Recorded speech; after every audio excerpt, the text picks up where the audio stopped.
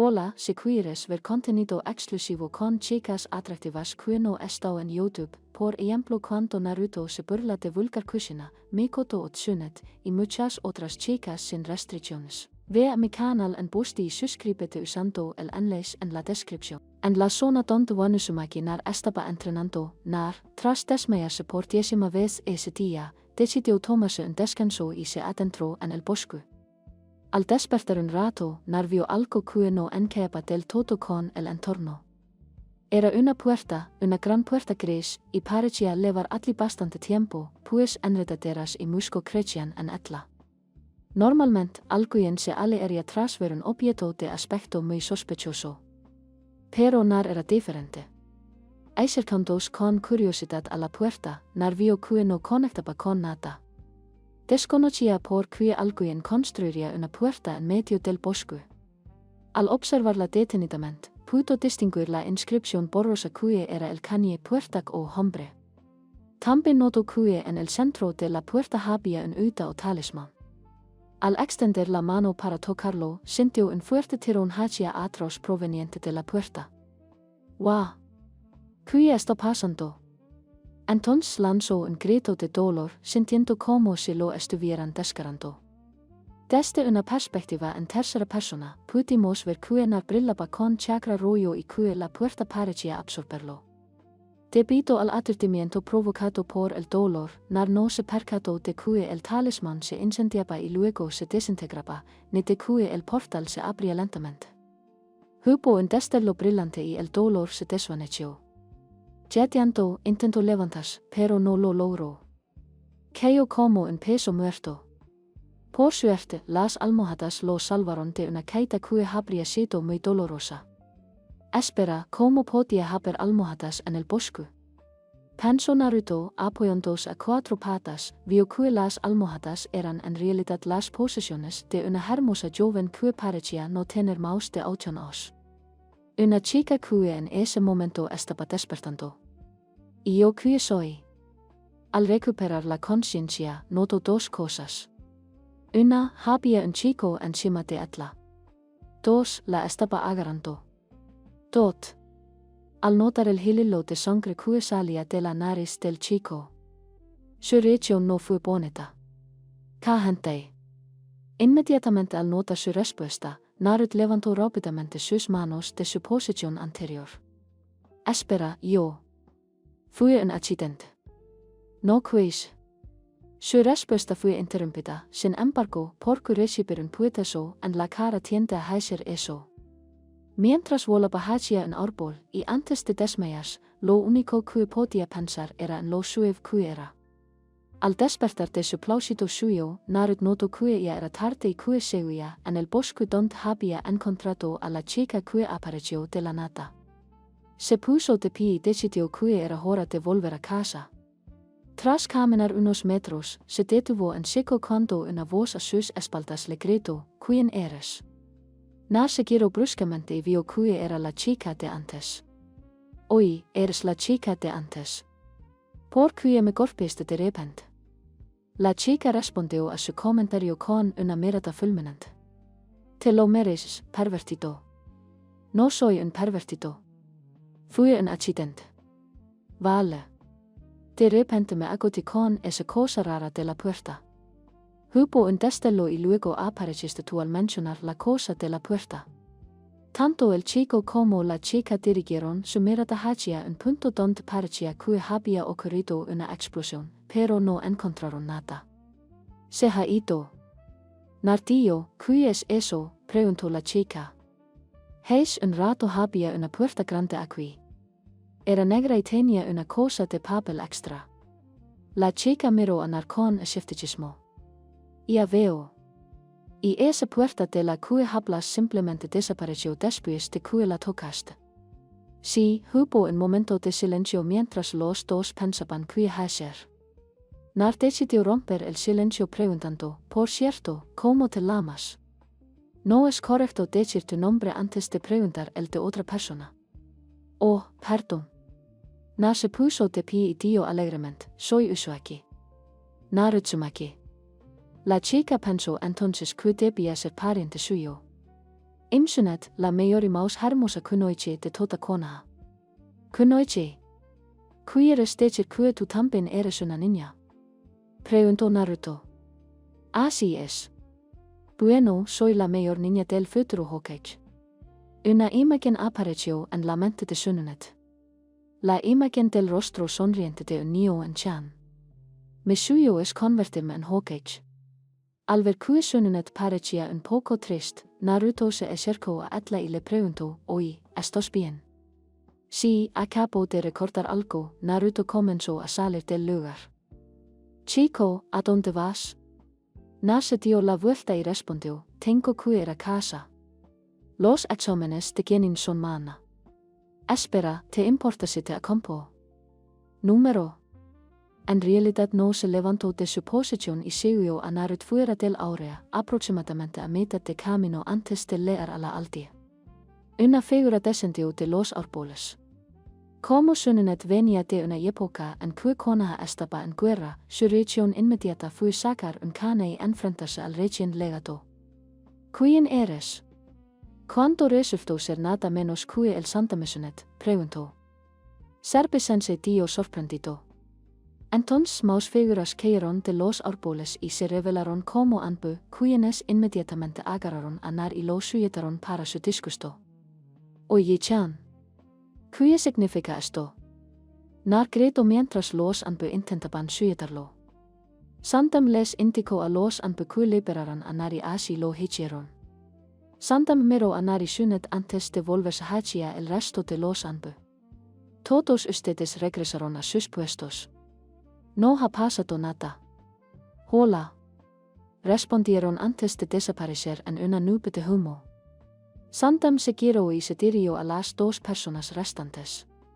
Ahora, ¿por qué no vamos a la torre y discutimos este asunto en privado? Cambio de escena. De pie frente al escritorio del Hogason, Nar y Sununet permanecían en silencio uno al lado del otro. Nar estaba a punto de hablar, pero el Hogason se le adelantó. Nar, estabas entrenando y luego encontraste esta puerta que, al tocarla, sentiste que te absorbía la energía y entonces ella apareció. ¿Es correcto? Nar se giró hacia Sununet y respondió que sí.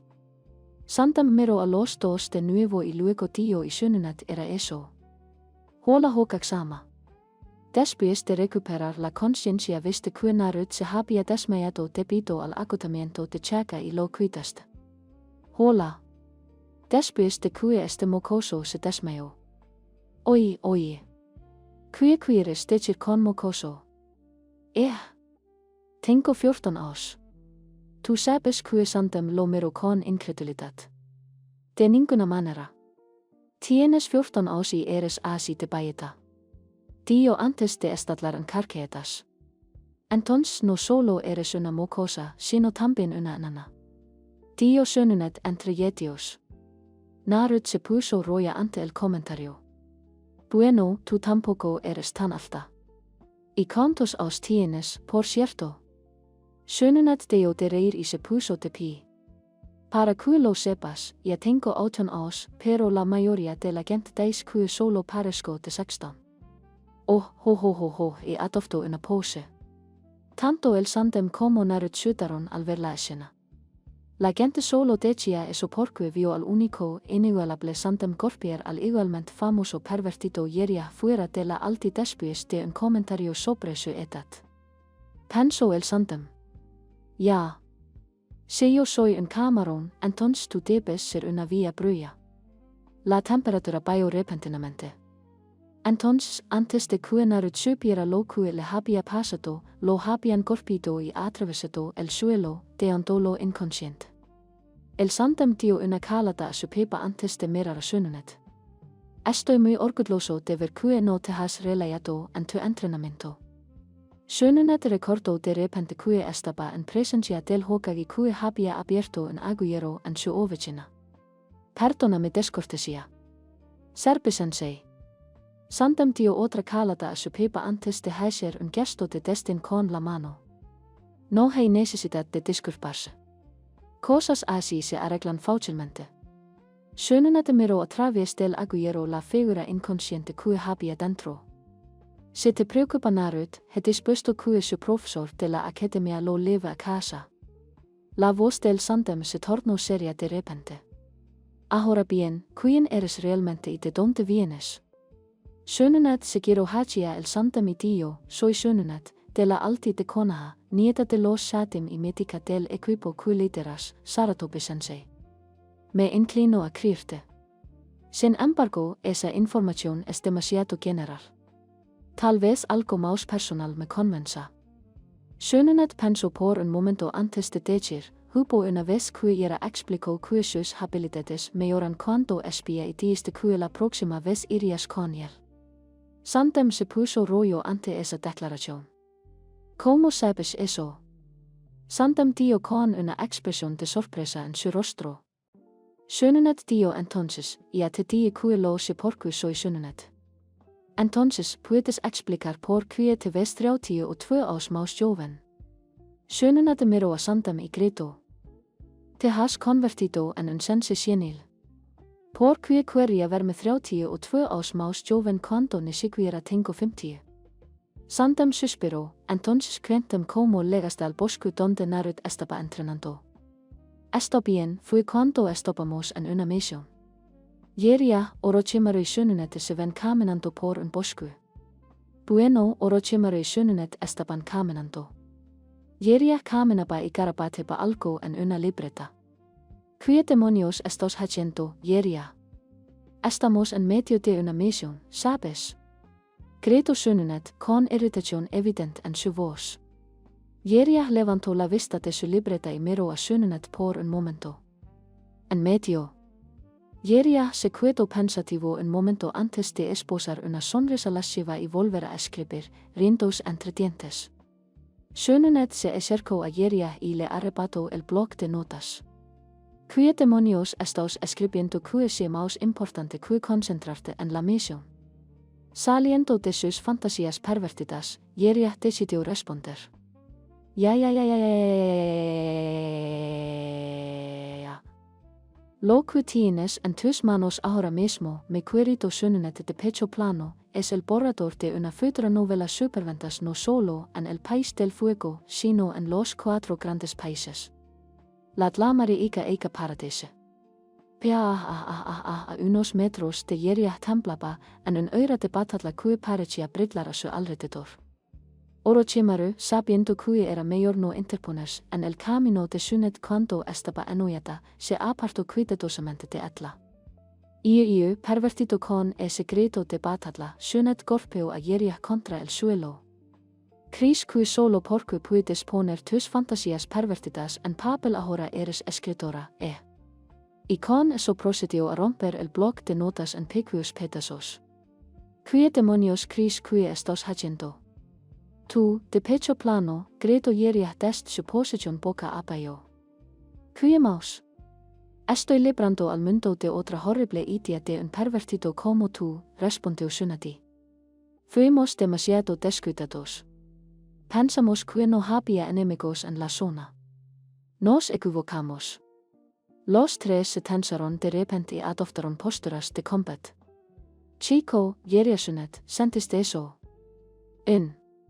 Respondieron ambos. ¿Cuántos crees que hay? Preguntó Orochimaru. Los ojos de Orochimaru se movieron rápidamente de izquierda a derecha, buscando la más mínima distorsión en los árboles. 4, posiblemente 5, lo más probable es que todos se unan. Dios, por fin algo de acción. Esta misión no será tan aburrida después de todo, exclamó Yeria mientras sacaba un cane de su funda. No vayan la guardia. El enemigo también parece tener cierta habilidad, exclamó Sönunet. Los 3 reanudaron su marcha por el bosque, con la tensión revelada en sus rostros. Lo más probable es que el enemigo no sea desde una distancia prudencial. No vayan la guardia, dijo Orochimaru. Maldita sea, odio estos juegos de espera. ¿Por qué no los encontramos y les damos una paliza? Gritó Yeria desde su posición. Además, nuestra misión era explorar el territorio enemigo y recabar información, no enfrentarnos a ellos en combate, Todavía estopamos a 2 días del punto de encuentro. Esperopamos un ataque. No nos defraudaron. Yera sönuneti orochimaru estaban sentados alrededor de una pequeña con su carne clavado en el suelo junto a los por si acaso atacaban. No, ya ha pasado un día. Chris que se rindieron. Seguiro hacia Yeria y Tío, probablemente no, tal vez fueron a buscar refuerzos o decidieron regruparse. ¿Qué piensas, Orochimaru? Yeria dirigió su mirada a Orochimaru, quien parecía estar sumido en sus pensamientos. Probablemente decidieron pedir refuerzos. Dado que nosotros tres somos bastante conocidos en los 5 países, los Lamados-sanin, un equipo que fue entrenado por el mismísimo Hokage, no sería de extrañar que decidieran pedir refuerzos. Tanto Yeria como Sununet parecían algo sorprendidos de que fueran tan famosos, lo que significaba que Orochimaru continuó diciendo que tendríamos que esperar un ataque más grande y coordinado. Yeria y Sununet asintieron, viendo una vez más que Orochimaru tenía razón. Se decidió que Yeria tomaría el primer turno. Después de unos minutos, Yeria comenzó a sentir suyo y, sin poder resistirse, se quedó dormido. En las sombras de las copas de los árboles, un grupo de 10 niñas de piedra esperaba. Un hombre de largo cabello negro, al que la marinino de piedra, dirigía a sus hombres. Bien, tú, Tío, señalando a un hombre al que la marinina de piedra. Leva a 2 hombres al suelo. Establece un perímetro alrededor de esos 3 y prepara ese jutsu. Piedra. Nena asintió y señaló a otros 2 hombres situados en las ramas detrás de él y desapareció. Yash. Ahora tú, Tío, dirigiéndose a un nin de piedra a su izquierda. Toma otro escuadrón y desciende hasta la mitad de estos árboles y comienza el ataque cuando te dé la señal. El nin de piedra en echt, como lo llamaré de ahora en adelante, asintió y desapareció junto con otros 2 y se posicionó unas ramas más abajo que el nin de piedra en echt. Tras una señal con la mano, comenzó el ataque. Una andanada de carne del escuadrón de Stone Nimbi se dirigió hacia las 3 mantas que yacían en el suelo del bosque. Los carne impactaron, clavándose en sus objetivos con sordos golpes. Sorprendidos de que la andanada hubiera dado en el blanco, Stone Nimbi y su escuadrón decidieron confirmar la batalla. Tras partir las mantas, Stone Nimbi y su escuadrón no tuvieron tiempo de escapar, y a que 3 etiquetas explosivas adheridas a los troncos estallaron, acabando con la vida de Stone Nimbi y su escuadrón. El escuadrón de Stone Nina había notado la combinación de etiquetas explosivas y caverme un poco antes y rápidamente realizó un celo de manos, una técnica de escudo de tierra, y golpeó el suelo con las manos creando un muro de tierra para protegerse de la explosión. Tras la explosión, sus escudos quedaron completamente destruidos, pero los niños de piedra resultaron ilesos. Nadie apareció por detrás de Stone Nina y le propinó un puetazo devastador en el estómago. Agarrándolo por el chaleco, lo levantó justo a tiempo para bloquear 2 canas que venían de su izquierda. Tras deshacerse del cadáver, esquivó un golpe de una cuchilla de mueca y, agarrando el brazo extendido, amplió la articulación del codo del atacante. Satisfecha al oír un fuerte crujido en el brazo del asalante, retrocedió justo a tiempo para evitar un tallo descendente del único niña de piedra restante, permitiendo que le cortara el brazo a la altura del codo. Gritando de dolor, el niña de piedra se agarró el antebrazo. Rápidamente, Sununet se colocó detrás del niña de piedra y activó y lo hizo tropezar. Mientras caía, Atla le clavó el antebrazo cercenado, que tenía una joya en la mueca, justo en el cuerpo. Desde lo alto de los árboles, Stone Nincero recuperó la compostura justo a tiempo para ver atacar al escuadrón de Stone Nina. Estaba a punto de ordenar al resto de su escuadrón que acudiera en su ayuda, pero en lugar de encontrarlos, solo hadlo 2 cadáveres acribilados a agujas y otro clavado a un árbol con una espada. ¿Qué te parece mi técnica de aguja capilar Heragame no Jutsu? Gritó una voz arrogante desde detrás de Stone Nincero. Al darse la vuelta, Stone vio a Yeria y Orochimaru a solo unas ramas de distancia. Como era de esperar del equipo entrenado por el mismísimo Hawkeye, parecía que habíamos perdido desde el principio. Claro que sí. Jerry gritó rápidamente mientras lanzaba una bomba de humo. Stonenin se decidió que retirarse era mejor que ser capturado. Pero antes de que pudiera siquiera saltar, un puetazo se clavó rápidamente en su estómago, cortesía de Sunnet. Cayendo al suelo del bosque, Stonenin Zero sacó un pergamino de uno de los muchos bolsillos de su Yunan Best y lo abrió rápidamente. Justo antes de aterrizar, Stonenin se mordió el pulgar y lo pasó por el pergamino, dejando una raya roja. Cerrando rápidamente el pergamino de nuevo, lo sostuvo entre el índice y el pulgar. El tome no jutsu de Kuyo, la puerta del tiempo de invocación, de repente el chakra azul estalló y saltó hacia Sunnet, quien siguió a Stonenin Zero después de que cayó. No puedo moverme, pensó Sunnet, entonces apareció una gran puerta frente a ella. Detrás de la puerta, Stonenin Zero se rió con esto. La piedra tendrá un problema menos con el que lidiar. No pudo terminar su frase como dos. Kana lo golpeó en la cabeza. Pero ya era demasiado tarde para detener la invocación. Jerry y Orochimaru llegaron justo a tiempo para ver cómo se abría el portal y un fuerte viento parecía salir de él. Jerry y Orochimaru gritaron al unísono mientras intentaban acercarse a ella. Sin embargo, el viento era demasiado fuerte. Hubo un destello brillante y, al despertar, me encontré cerca de aquel niño. Fin del recuerdo. Respiró hondo después de contar la historia.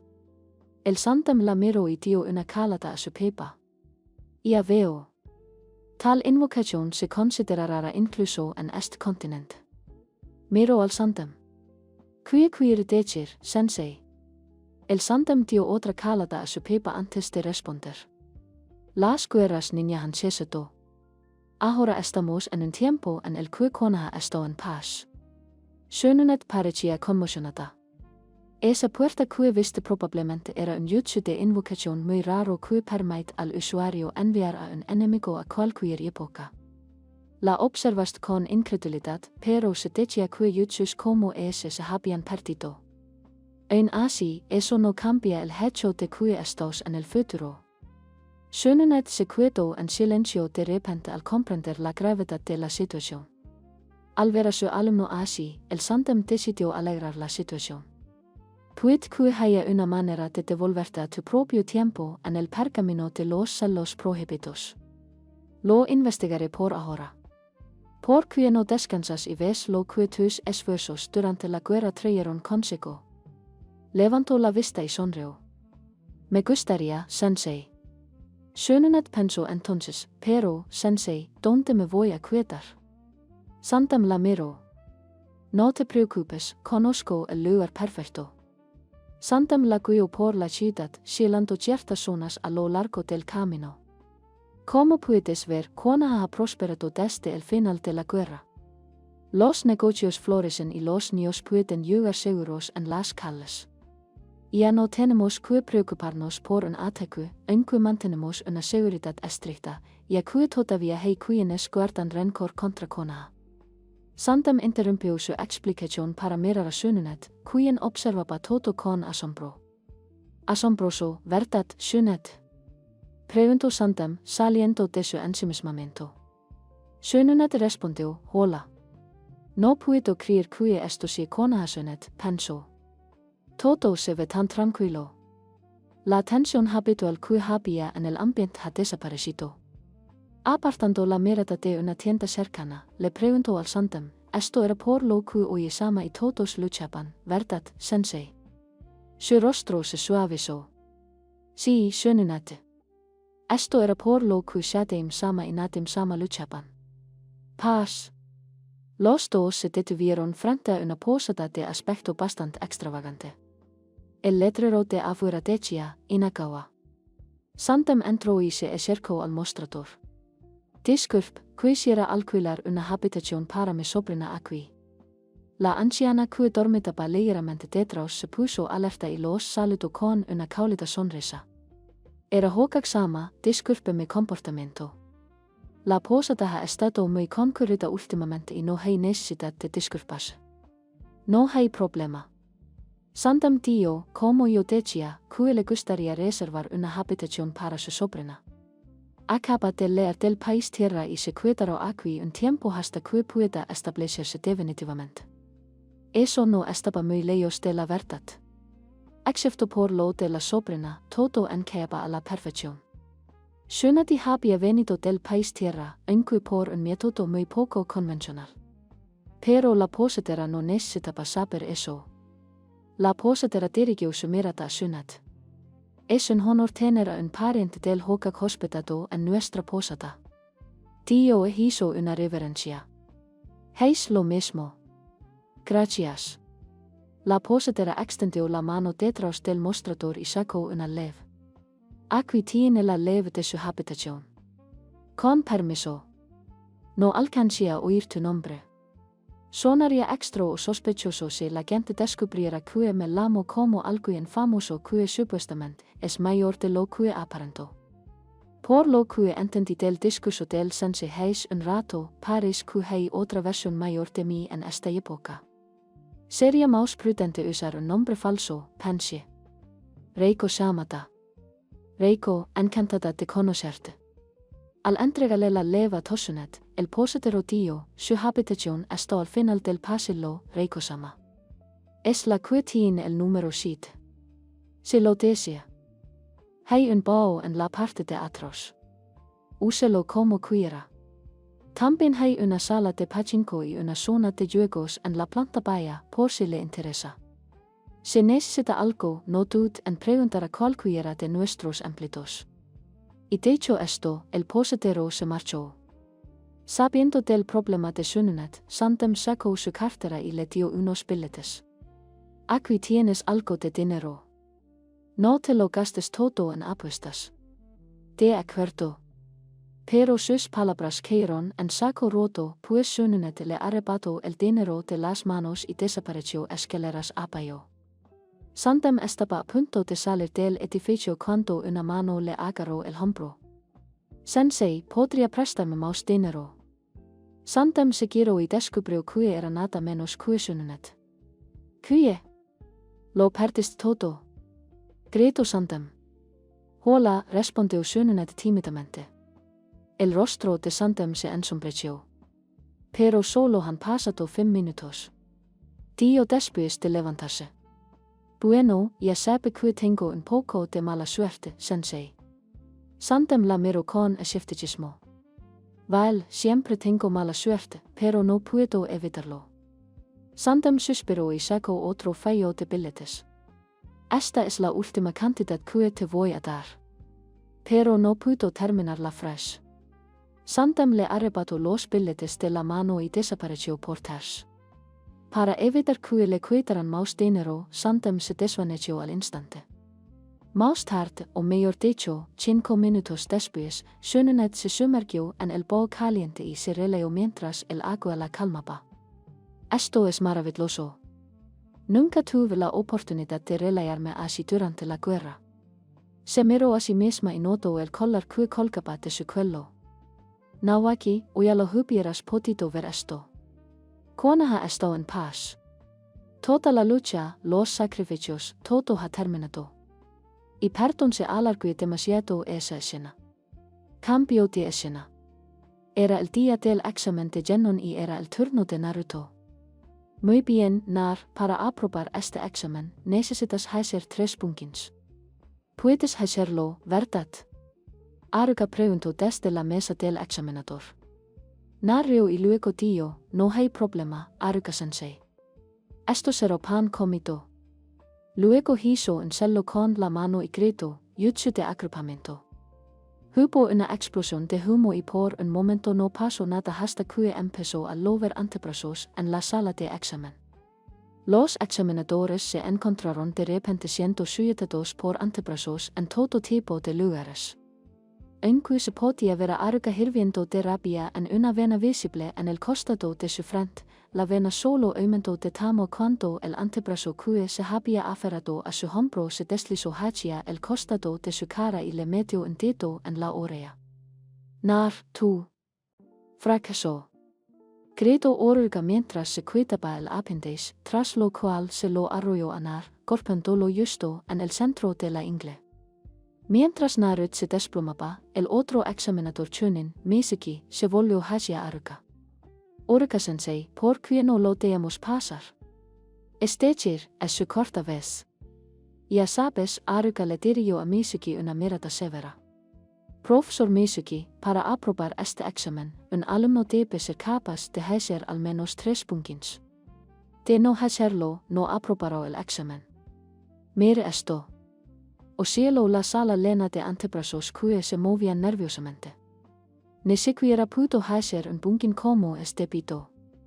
Si dejamos que se convierta en un genon ahora, solo terminará un desastre. En su columpio, Nar miró a los padres que vinieron a felicitar a sus hijos por aprobar el examen genon. Dos padres miraban en dirección a Naruto. Oye, no es él, lo sabes. Un padre susurró, me alegro de que no hayan dejado graduarse a ese chico. Después de todo, es el Shia. No se nos permite hablar de eso en público. Ya sabes la ley. De vuelta en su columpio, Nar estaba a punto de seguir enferrado cuando una figura cubrió su luz. Oye, enano, ¿qué es tan lejos? Nar levantó la vista y vio a Sununete mirándolo fijamente. Oh, eres tú. Parecía ofendida por la declaración. Estaba a punto de replicar cuando Narut se levantó de su columpio y comenzó a correr en dirección contraria a la academia. Oye, ¿a dónde vas? Gritó Sununet, pero era demasiado tarde. Nar se había ido. Es el cuarto día, pensó Narut mientras contemplaba la puesta de sol. Después de su encuentro con Sununet, Nar decidió visitar uno de sus lugares favoritos en Konoha. La cima del monumento Hokage. No esperaba verte oír Narut, una voz la modeste detrás de Nar. Miró en la dirección de donde provenía la voz y vio al otro examinador Chunin, Mizuki. No te enojes demasiado con el sensei Aruka. Solo estoy haciendo su trabajo, dijo mientras se sentaba junto a Nar. Pasaron unos minutos de silencio. ¿Quieres que te cuente sobre el método especial para aprobar el examen genon? Preguntó Mizuki.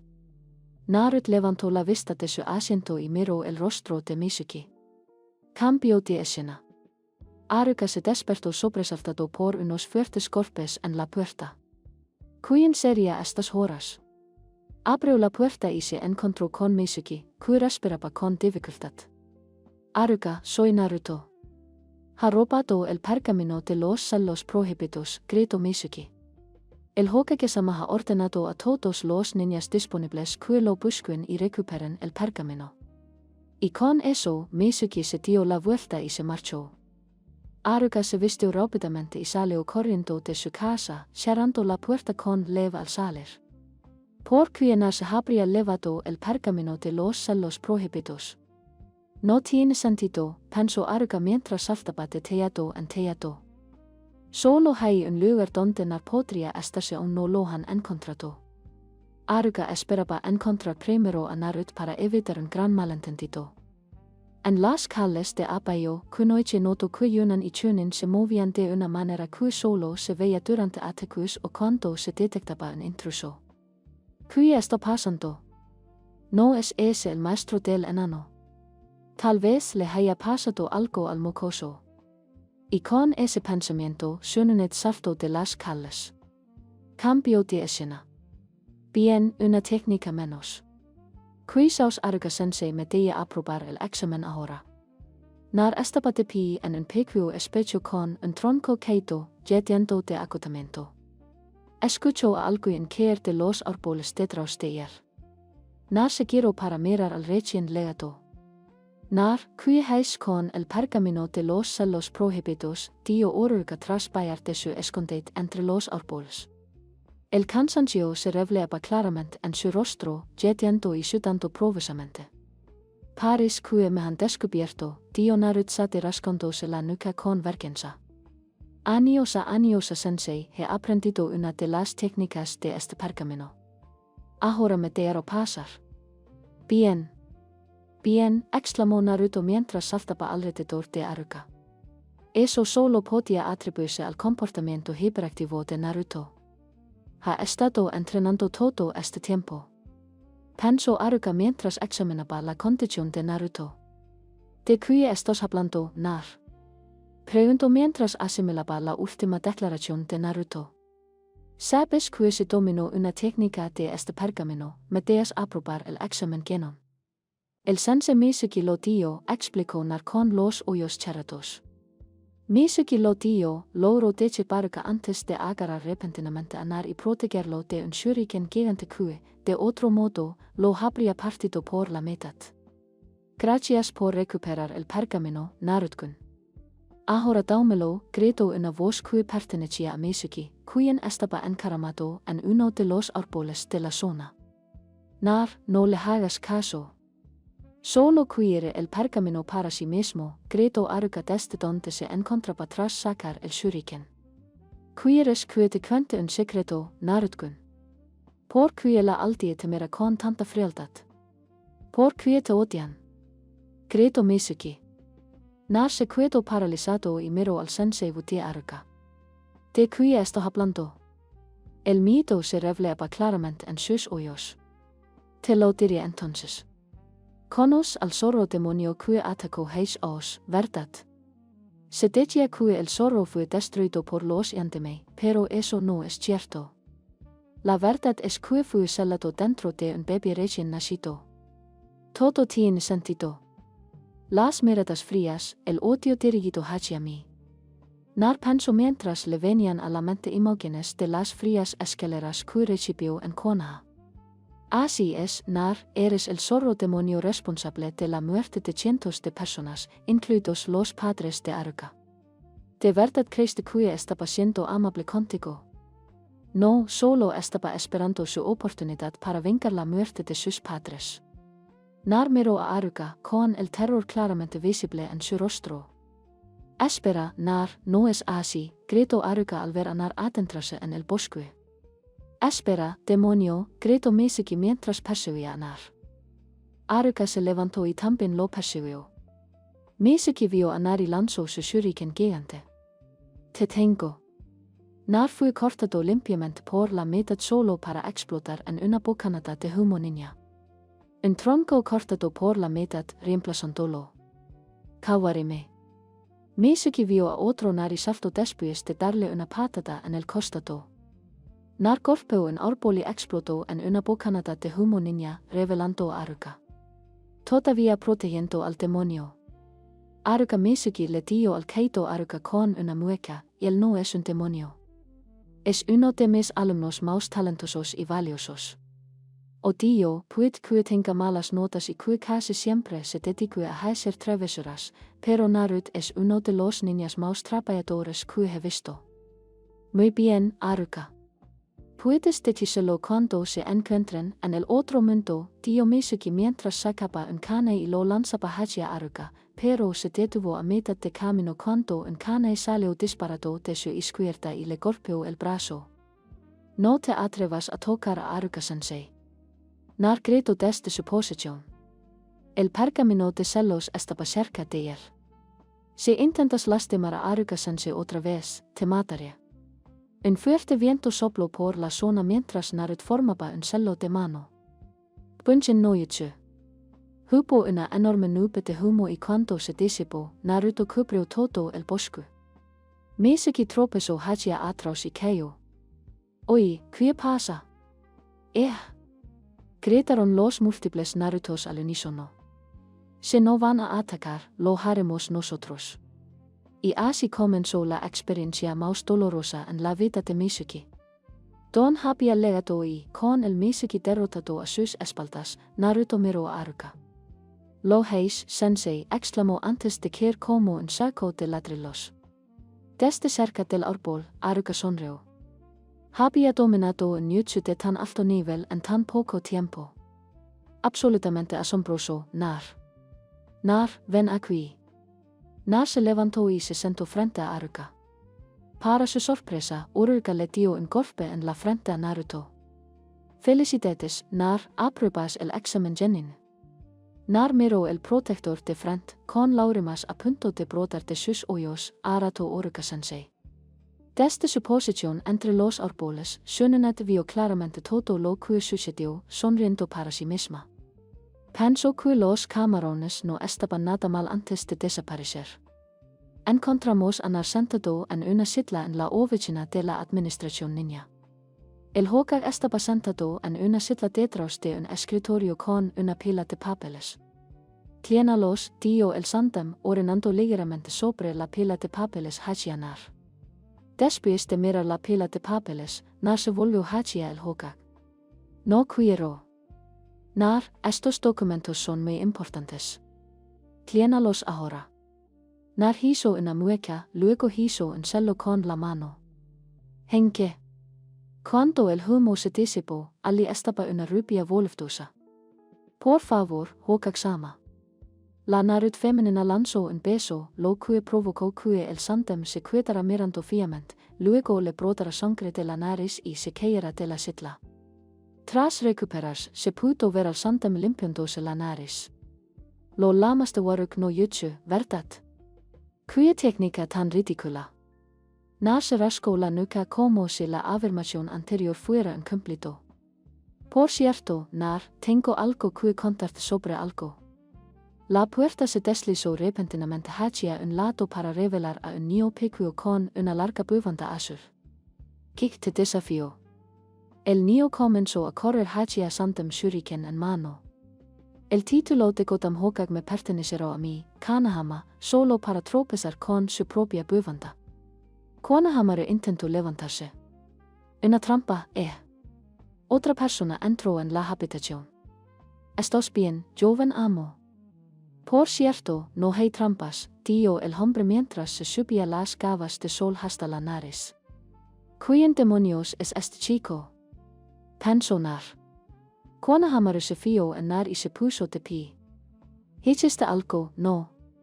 Dijo celando a Nar. Nar se puso de pie y agarró a Konohamaru por la bufanda.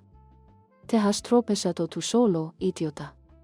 Nar, suéltalo de inmediato. Episu, dijo el Yeleitiun, lo que hizo que Nar se girara hacia él. Ese chico es el nieto de Sandem Hokagsama. Nar miró fijamente a Konohamaru. Es igual que todos los demás. Solo me ve como el nieto del Hogasan. Konohamaru pensó, ¿qué pasa?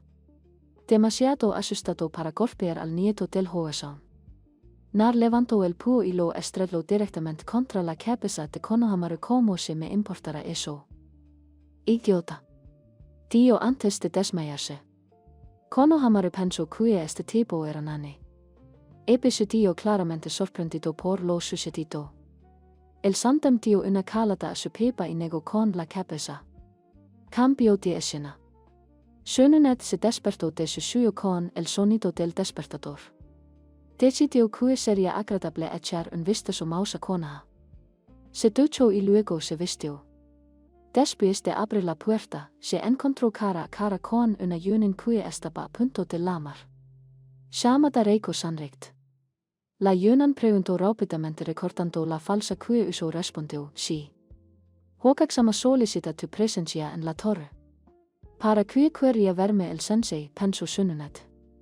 Está bien, por favor, dile que estaré allí de inmediato. Hola, dijo yunan antes de desaparecer. Al leer a la torre, Sjönenet se detuvo frente a la oficina del Hoich. Hokagsama te espera, por favor, entra, dijo el único guardaespaldas. Sjönenet entró en la oficina y las puertas se cerraron tras ella. ¿Querías verme, sensei? Preguntó ella. El Hokage se apartó de la gran ventana que ofrecía una vista espectacular de Konoha. Sí, Sjönenet. Se trata de tu residencia permanente. He encontrado un lugar adecuado, dijo mientras le entregaba un pequeño papel a Sjönenet. Era el único lugar que pudimos encontrar con tan poca antelación. Es un poco pequeño, pero estoy segura de que te servirá. Gracias, sensei, dijo Sjönenet antes de darse la vuelta y salir de la oficina. Al cerrarse las puertas tras ella, Sjönenet no vio la amplia sonrisa en el rostro de Sandemes. Cambió de escena. Naruto estaba sentado en un tronco con Konohamaru. El nombre Hokage no es algo que se consiga fácilmente. Se necesita mucho esfuerzo y determinación para ser digno de ese nombre. Y si tanto deseas el título de Hokage, Naruto seguirá para mirar a Konohamaru, tendrás que vencerme para conseguirlo. Konohamaru se puso de pie y le dio la espalda a Nar. Ya. Hablando como si lo supieras todo, Konohamaru volvió a mirar a Nar. Debo de ser tu seguidor. De ahora en adelante, somos rivales. Será mejor que te prepares para el día en que te quite el título de Hokage. Espero con ansias ese día, Konohamaru dio Naruto mientras se alejaba y se despedía con una mano. Konohamaru se puso firme y saludó a la espalda de Naruto que se alejaba. Cambio de escena, sacando las llaves de su apartamento del bolsillo, a Naruto no se le ocurrió nada mejor que hacer que sentarse, tomarse un tazón de ramen y luego dormir. Tras olerse, decidió que un bo también le vendría bien. Al entrar en su apartamento, notó algo extra. Todo parecía más limpio. Tras unos pasos más, Nar oyó el sonido del agua corriendo. Se acercó sigilosamente a la puerta del boho. Pegó la oreja a la puerta para escuchar. Alguien estaba dentro. Nar no entendería por qué alguien entraría a su casa solo para usar su boho. Pero eso no importaba. Tras patear la puerta, Nar se encontró con Tsunade, quien disfrutaba de una agradable ducha después de limpiar el apartamento, algo sucio, cuya leve le había dado su sensei. Al ver que alguien había irrumpido en lo que suponía que era su ducha, reaccionó como cualquier mujer poderosa de cualquier anime. Gente. Ella levantó el puño y lo clavó en el costado de la cara de Naruto, enviándolo a través de la pared cercana. Shuaku Omi a Naruto. Hace mucho tiempo, cuando la escuela era nuestro santuario, era un paraíso. Se ve a dos chicos montando en bicicleta hacia una escuela que tenía el letrero Konohagakuen cerca de su puerta. Los dos chicos se bajaron de la bicicleta, dejando ver cabellos rubios y rubios. Cambio de escena. Una figura de cabello blanco bajó corriendo por la escalera de incendios lateral del edificio, deteniéndose frente a un post con la imagen de una chica bajita de cabello rubio. Bushu, disculpa la espera, dio la figura entre ellos. Un bushu es un término que se usa para referirse al presidente o capitán de un club. Tu deventa Yakushi, la nia peque que estaba en lo alto del poste, Diogman, Mekles se alargó un poco, dio antes de subirse las gafas por la nariz. Pero, más importante aún, vino la nueva integrante del club, tu hermana. Los dos se toparon con una estructura que parecía ser un dojo. De verdad es tan fuerte como tú. Bushu. Bueno, yo diría que aún le queda mucho camino por recorrer, dio la chica desde los hombros de Kabuto. Abrieron la puerta del dojo, no. ¿Es tu solo? Saluda, no. Allí, en medio del dojo, se encontraba una chica rubia empando una espada larga, con pétalos de cerezo flotando a su alrededor. La chica desenvainó rápidamente su espada y comenzó a bailar, cortando tan velozmente que los ojos normales no podían seguirla. El baile terminó con ella en cuclillas, su espada envainada a su costado, todos los pétales de fútbol cortados limpiamente por la mitad. Increíble fue todo lo que Kabuto pudo pensar tras presenciar la escena. Cambio de escena. Un cuerpo cae al suelo tras un fuerte puñetazo en la cara propinado por la rubia. Otro cuerpo se une al anterior, cortesía de una patada de la pelirroja. Otro cuerpo es partido contra la puerta del aula por la rubia. Se produce una pausa en el cos cuando uno de los estudiantes que quedan en el aula grita, oigan, cabrones. No son solo estudiantes de primer A. El estudiante a su lado, visiblemente temblando de miedo, conozcan su lugar, maldita sea. La rubia da un paso al frente, lo que provoca que los otros dos retrocedan. Soy Uzumaki Dio. Sabakunora proclamó el pelirrojo desde su lugar cerca del rubio. Naruto dio otro paso adelante y gritó, a partir de hoy, esta escuela está bajo nuestro dominio, el Yuriki. Se alguien tiene algún problema con eso, no importa cuál sea su rango, lo mataremos. Entertainio tens Naruto crossover. Por favor, dame tu respuesta sobre esto. Número 2 vinculado. Mi nombre es Haruno Sakura. Tengo esta habilidad especial. Puedo ver fantasmas. Una chica de cabello rosa de unos 15 años camina por la calle. La chica pone una flor en una botella que está situada cerca de un poste de teléfono. Gracias, Oni-chan. La figura transparente de lo que parecía ser un niño de 8 años no es nada. Espero que puedas ir al cielo pronto. Sakura dio con una sonrisa en su rostro. Después de caminar un poco más, se detuvo frente a una casa y entró en Dame Sakura gritó al entrar en su casa, una pequeña clínica. Okari Sakura-chan, ¿ya comiste? Haruno Ayam, la madre de Sakura, preguntó.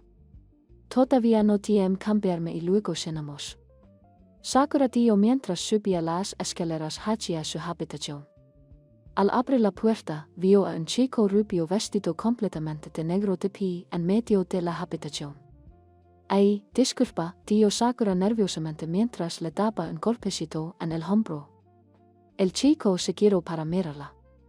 ¿Puedes verme?, dijo el chico silencioso a sí mismo. Sí, respondió Sakura. ¿Por qué se supone que no puedo verte? Sí, se supone que los humanos normales no pueden ver a los Shinigami, dijo el chico emocionado. Sakura pareció sorprendida. Eres un Shinigami. El tercer Hokage acababa de terminar otra ronda de papeleo. A veces sentía que ser Hokage simplemente no valía la pena. Mientras terminaba de apilar los papeles, sintió una fuerte intención asesina que se acercaba a su oficina.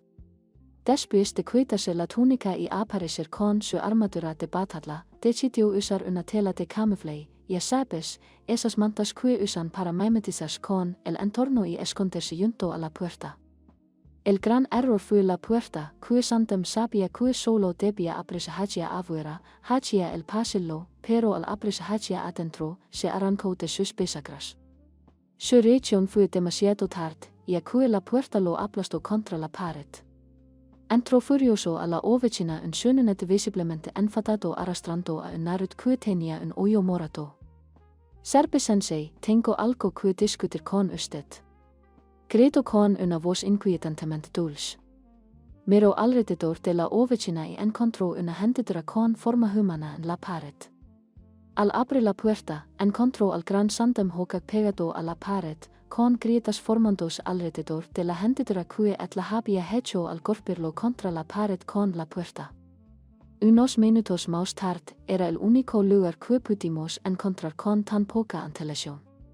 Santem, ahora consciente, dijo, vestido de nuevo con sus túnicas, quien estaba sentado frente a él, frunció el ceño. No me informaron que viviría con esta mocosa y golpeó sus manos contra el escritorio.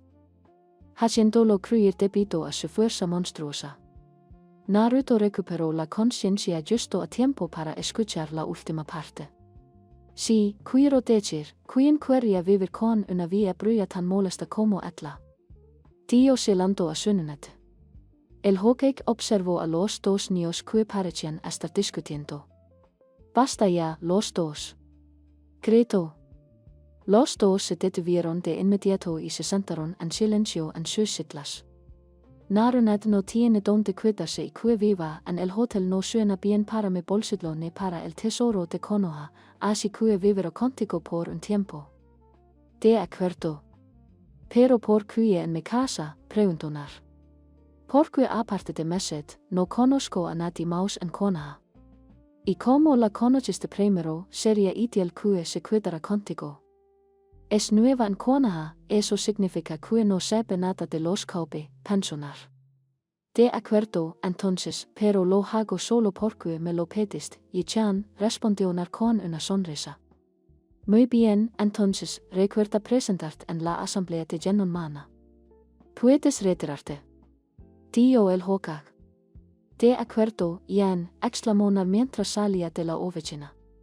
A través de la ventana de su oficina, el Hokage observó a Naruto salir de la torre. Sabes por qué ese chico parece ser odioso por toda la aldea. Dio el hogak volvendos hacia sununat, que estaba detrás de él. Fue porque algún tipo de demonio fue salado dentro de él, ¿verdad? Respondió, correcto. Sin embargo, eso no es todo.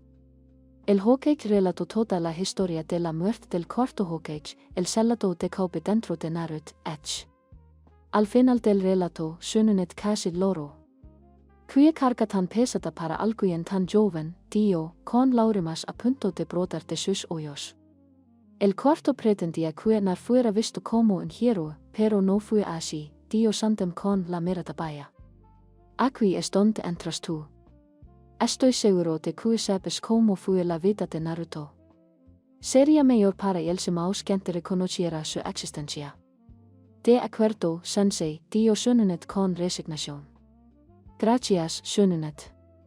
Y si no te importa, hay una tarea más que me gustaría pedirte. Santam Dio que sununet levantó la cabeza para escuchar la petición de su sensei. Al día siguiente, Naruto se despertó aturdido y decidió ducharse. Tras la ducha, recordó que hoy era el día en que se elegirían los equipos. Tras devorar su ramen instantáneo recién preparado, se vistió rápidamente y salió corriendo de su casa. Después de leer al aula, alguien le dijo, ¿qué es aquí? Esto es solo para los que aprobaron. ¿No lo ves? Nar le gritó en la cara al chico mientras silaba su protector de frente. Cuando entró al aula, se encontró con la escena de Sakura y Eno tratando de conseguir el asiento junto a Sasuke. Muéved, chica de la frente. Quítate del camino, Eno. Cierto, el que se va a sentar al lado de Sasuke, como yo. Dijeron mientras se empujaban. Maldito sea ese Sasuke, siempre llamando la atención, no pensó que se la mostraría. Y con eso se subió al escritorio de Sasuke y lo miró fijamente. Aparentemente, esta fue una mala decisión, ya que alguien empujó accidentalmente a Naruto, provocando que se besara con Sasuke.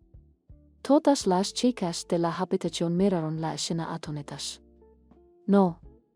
El primer beso de Sasuke Guns. Hubo un momento de silencio antes de que todas miraron a Nar, quien se enfrentaba a un Nar ardiente. Oh, dijeron todas. Ahora, Nar, que acababa de recuperarse del beso, se limpió los labios con la manga de su chaqueta naranja mientras escupía por todas partes. Entonces levantó la vista alarmado al ver a las chicas que lo rodeaban. ¿Qué pasa, Sakura-chan? Le preguntó a Sakura, que estaba a su lado. La mano de Sakura se lanzó con una velocidad comparable al púo de serpiente de Yamasaki y agarró a Naruto por el cuello. Nar, no vaca, gritó tras propinarle un puñetazo que pareció extremadamente doloroso en el costado de la cara. Las demás chicas siguieron, propinando el puñetazo tras puñetazo a Nar. Aruga entró al aula y se encontró con Nar temblando en el suelo. Tenía varios moretones en la parte superior de la cara. ¿Qué te pasó?, preguntó. Tantos golpes que nadie pudo bloquear, dijo Nar mientras se ponía de pie y se dirigía al fondo del aula. Anunciaré la composición del equipo, dijo Aruga.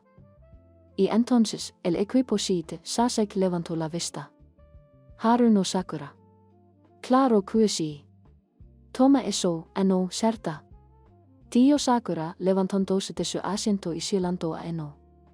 Usaki Nar. Sakura se desinfló de inmediato y Nar vitoró. Tu sensei de Yunan vendrá a recogerte. Así que, hasta entonces, espera aquí. Y con eso, salió de la habitación. Uno por uno, los Yunan vinieron y recogieron a sus equipos hasta que solo quedó el equipo 7. Maldita sea, nuestro sensei le tarde dijo Nar con irritación. Que obvio, Dobby, dijo Sasuke. Naruto le habría gritado de vuelta, pero decidió que habría sido una pérdida de tiempo. En cambio, decidió preparar una sorpresa para su divino sensei Yunan. ¿Qué estás haciendo?, preguntó Sakura. Es su culpa por leer tarde. Nar respondió mientras colocaba la goma de borrar sobre la parte superior de la puerta. Cuando la puerta se abrió, Nar esperaba que la goma de borrar cayera sobre la cabeza de la persona. En cambio, fue atrapada y arrollada de vuelta a su cara.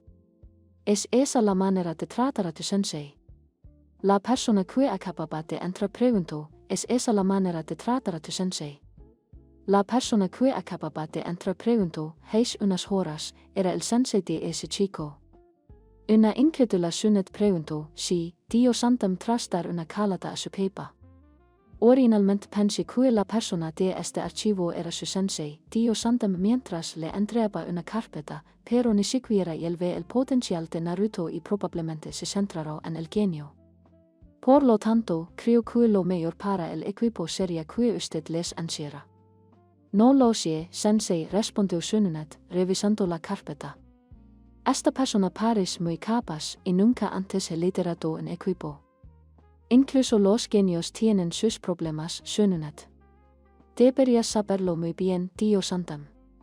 Entonces, aceptaros. Muy bien, entonces. También puedo suponer que, salvo unos pocos, la mayoría de los yunte esta alti odian a Naruto, ¿verdad? Preguntó. Santam asintió. De acuerdo, entonces lo haré, decidió Sunet, volviendo al presente. Una decisión que esperaba no lamentar mientras observaba a los tres que ahora estaban sentados frente a Atla en el teatro. Esta disposición me resulta extremadamente familiar, pensó Sunet. ¿Por qué no empezamos presentándonos, Dio, tú, el de Naranja, por qué no empiezas tú y cielo a Naruto? Yash, mi nombre es Usumakinar. Me gusta el ramen y el sensei Aruka. Lo que no me gusta es esperar a que se cocinen mi ramen en pervertidos. Y mi suyo es convertirme en Hokage. En que tú mismo seas uno, pensó Sunet después de recordar sus encuentros anteriores con Naruto. Hokage, Bueno, ya veremos. Sakura, al ver que era su turno, decidió hablar. Haruno Sakura, mis gustos se sonroyó y miró a Sasuke. Mi suyo para el futuro es se sonroyó y volvió a mirar a Sasuke. Lo que no me gusta es Nar. Ante esas palabras, Nar hizo un puchero. Le preocupaba más el amor que ser una niña. Lo arreglaré más tarde. Y cielaste a Sasuke. Vieja. Sasuke. Gustos. Ninguno. Disgustos. No tengo un suyo, pero tengo una meta. Que es matar a cierto hombre. Sasuke es tan genial. Sakura pensó, maldita sea, Sasuke tratando de actuar genial otra vez. Naruto pensó, pensamientos de venganza a una edad tan temprana. Eso no es bueno. Al ver que todos habían terminado, Sunet se presentó. A la niña mítica le gusta el sake y los juegos de azar, le disgustan los pervertidos y perder apuestas. Su suyo es revolucionar el sistema médico que tenemos y posiblemente salvar más vidas. Tras un momento de silencio, Sunet preguntó, ¿alguna pregunta? Sakura levantó la mano. Ano sensei, ¿por qué llevas el nombre de una de las legendarias Sannin? Sunet estaba bien preparada para esa pregunta.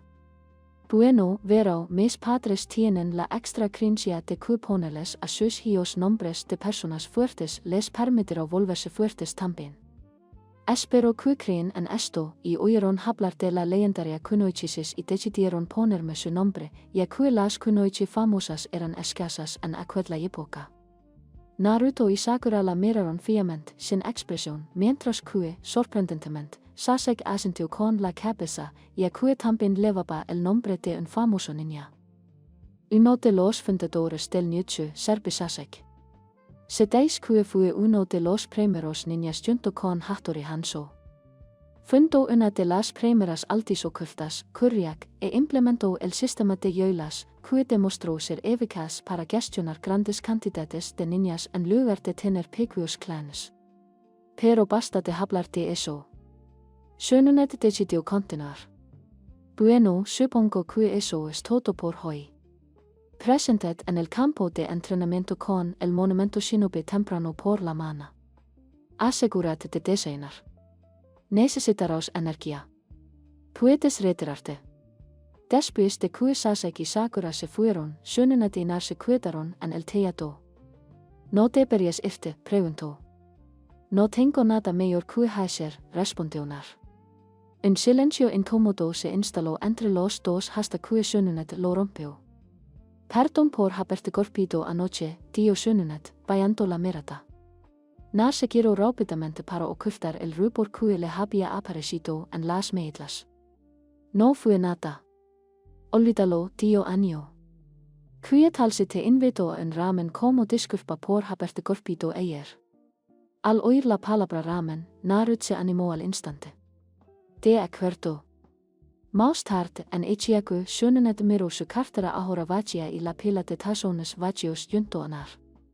¿Dónde demonios guardas toda esa comida, Nar? No lo sé, tío Nar con la boca llena de ramen. Después de comer su ramen, Narut y Sununet regresaron a su apartamento. Tras entrar y barse, se dieron cuenta de que solo había una cama. Yo duermo en la cama, declaró Sununet.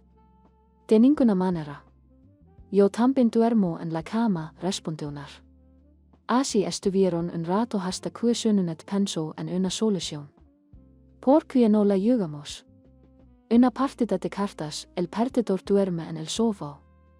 Nar, que nunca se echa atrás ante un desafío, aceptó rápidamente. Muy bien, preparad para dormir en el sofá, Sununet. Sununet explicó cómo iban a jugar. 3 cartas cada uno. Buenas, mejores y excelentes manos. Gana quien tenga más combinaciones ganadoras. El juego comenzó. Barajó y cortó la baraja y luego repartió las cartas. Una pareja, un full de 5 y una escalera de color. Es imposible perder, pensó Sununet mientras ordenaba sus cartas. ¿Listos? Preguntó Sununet. Sí, respondió Nar mientras terminaba de ordenar las suyas. Aquí vamos, tío Sununet mientras colocaba sus 3 primeras cartas, una pareja de 10 y un 2. Narut colocó su primera mano, que consistía en una pareja de 8 y un 5. Sununet -1, Narut 0. Sununet puso su segunda mano, un trío de 5 y un par de reyes. Full, tío. Nar puso sus cartas. Un full compuesto por un trío de 7 y un par de 2. Uno, Nar ganó. Esto es todo. Ambos pensaron mientras leaban a la última mano, la tensión era tan densa que se podía cortar con un cuchillo. Sununet bajó lentamente su mano, mostrando una escalera de color, y exclamó, oh, escalera y todo diamantes. Al ver la sorpresa en el rostro de Naruto, Sununet estaba a punto de declarar la victoria cuando Nar, con expresión de asombro, colocó lentamente sus cartas sobre la mesa. Escalera de color, tío Nar en voz baja. Ahora era Sununet quien se sorprendía al ver que Nar había ganado. Una escalera real. Todo diamantes, tío Naruto. Paris que ganó. Chan, enfatizó el Chan, lo que solo sirvió para irritar un mouse a Sununet. Y a veros, pequio enano. Me vengaré de ti por esto. Segu santo, via bruya, Uzumaki. Nar nunca pierde, proclamó Nar triunfalmente mientras adía un pulgar hacia abajo para darle énfasis. Más tarde, Sununet se removió en su suyo al oír a alguien dar vueltas y vueltas. Siguió el sonido y encontró a Nar, que se revolvía en su suyo, con lágrimas corriendo por sus mejillas. Después de arroparlo con la manta, Nar pareció calmarse. No te preocupes, Nar. Conmigo como tu sensei, me aseguraré de que tu suyo se haga realidad. Y tras decir eso, le dio un beso en la frente. Más tarde esa mañana, Nar se despertó sintiéndose un poco más descansado de lo habitual. Tras mirar alrededor del apartamento, vio que Sununet no estaba por ninguna parte. Debía de haberse adelantado. Después de un bo rápido y unos fetios instantáneos, Nar salió rápidamente de su apartamento. Nar llegó al archivo de entrenamiento y encontró a Saseki y Sakura esperando. Oh, Sakura-chan. Gritó Nar. Sakura se estremeció por el volumen del saludo y luego golpeó a Nar en la cabeza. Idiota, son las 5:00 am collet, Come on. Respondió Nar avergonzado mientras se frotaba la cabeza. Yo. Dio una voz a su izquierda. Los tres se volvieron hacia la fuente de la voz y encontraron a Sunanet con el uniforme completo de Yunan y dos protectores de brazos rollos. Hoy vamos a hacer algo interesante. Entrenamiento de supervivencia. Eso ya lo hicimos en la academia, sensei. Naruto. Pero este es un poco diferente. En realidad, es una prueba para ver si eres digno de convertirte en genin. Sunanet dio a las tres, que pronto se convertirían en Jenna. Esta prueba tiene una tasa de fracaso del 66,6. El objetivo es que las tres intenten conseguir estas dos campanas de mi parte. Dio, levantando dichas dos campanas. Quien no consiga una campana será enviado de vuelta a la academia y tendrá que repetir otro.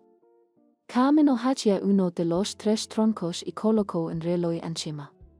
Todos tienen hasta el mediodía para traerme estas campanas. El tiempo comienza ahora y con eso Saseki y Sakura desaparecieron.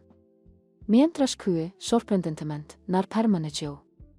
No sabes lo que es un ninja, dio un exasperado Sunanet. El término ninja se refiere a alguien que es un experto en sigilo, ¿sabes? El gran Uzumaki Nar no necesita esconderse. Te voy a dar una paliza y luego te llevaré esas estúpidas campanas. Nar gritó arrogantemente silando a Sunanet. Sunanet suspiró y se creyó los nútilos y el cuello. Paris que tendré que encirte lo que significa ser una niña mocosa. Mientras se estiraba un poco. Adelante, via brulla, dio Nar mientras adoptaba una postura de combate.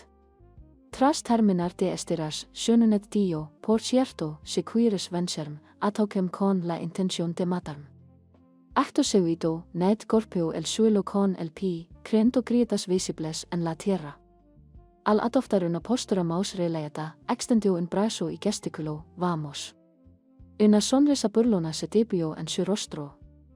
Nar miró fijamente a Sunanet, evaluándola. Se quedó así unos segundos, luego metió la mano rápidamente en su cinta. Nar lanzó tres canas en dirección a Sunanet. Ella atrapó los dos primeros canas, luego desvió el tercero, haciendo que cayera al suelo a su lado. Levantó la vista justo a tiempo para ver el puño de Naruto dirigiéndose hacia ella. Extendiendo un dedo, tocó el brazo de Naruto, desviando el puñetazo y haciendo que Nar perdiera el equilibrio, quedando expuesto. Tras esto, Nar se encontró con el brazo sujeto a la espalda y un cane cerca de la nuca. ¿Eso es todo?, preguntó Sunanet burlonamente. Un ninja es alguien entrenado en el arte del sigilo, que se lanza de cabeza a la batalla como es propio de un samurái. Acto seguido, arrolló a Naruto al río cercano. ¿Dónde están los otros dos? Pensó que su hilo de pensamiento se había interrumpido cuando dos shuriken salieron del río y se dirigieron hacia ella. Los atrapó con naturalidad, pero se sorprendió cuando una explosión de humo ninja la sorprendió y dos Narutos se aferraron a sus brazos. Hubo más salpicaduras y observó cómo más Narutos emergían del río. Cargaron como uno solo y se amontonaron con la intención de conseguir las campanas. Los Narutos se sorprendieron cuando encontraron a Sunanet debajo de ellos. Debió haber usado Henke. Un clon dio que el caos siguió cuando los Narutos se atacaron entre sí, esperando encontrar. ¿Fuiste tú? ¿Hueles a Sunanet sensei? No fui yo. Fui a verme, idiota. Sunanet gritó mientras salía de entre los arbustos. Todos los Narutos se giraron para mirarla. Conocían tus jutsus o los usaron en tu contra. Los Narutos volvieron a atacarla. Esta vez, sin embargo, estaba más que preparada. Golpeó el suelo, haciendo que grandes trozos de tierra salieran disparados y golpearan a los clones de Naruto que la atacaban, haciéndolos desaparecer en bocanadas de humo. La verdadera Nar continuó y lanzó un puñetazo a Sunanet. Ella lo atrapó y lo giró para que le diera la espalda. ¿Por qué los genin son tan débiles hoy en día, tío? Mocosos como tú merecen una buena paliza. Luego extendió el brazo y le propinó a Naruto lo que pareció ser una fuerte nalgada. Cui lo hizo volar por el campo debido a la fuerza del golpe. Mierda Dionar agarrándose la pierna dolorida. Desde los árboles cercanos, Sasek y Sakura se estremecieron al ver el reciente ataque, que debió haber dolido mucho, pensaron. Aprovechando una oportunidad, Sasek tiró de una cuerda que sostenía, lanzando una ráfaga de cana a Tsunet. Sonrió con suficiencia al ver que los canes daban en el blanco, pero frunció el ceño cuando su forma se desvaneció y se convirtió en un tronco. ¿Qué es tan lejos de aquí? Preguntó Sununet tras aparecer detrás de Sasek. Este esquivó el dedo que pretendía darle un golpe en la cabeza y lanzó una patada lateral. Sin embargo, Sununet la interceptó y arrolló a Sasek al pecho. Tu taijutsu es bastante bueno, comentó Sununet.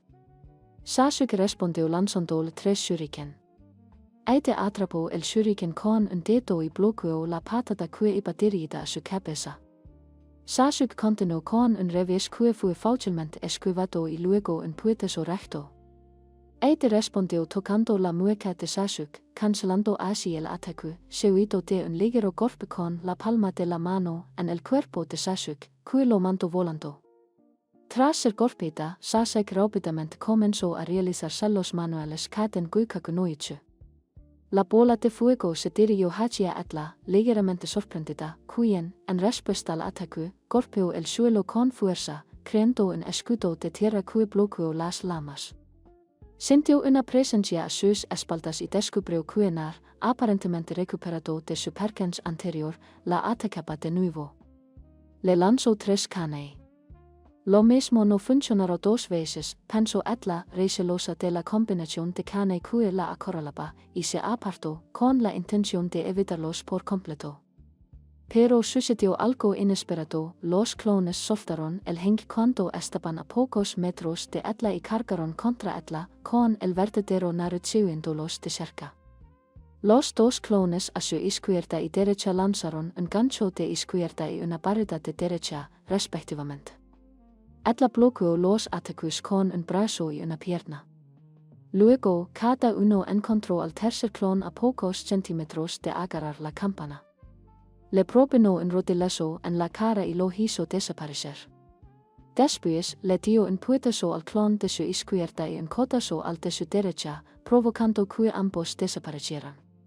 Esto dio al verdadero Nar, quien intentó golpear a Sununet con una patada dirigida a su torso.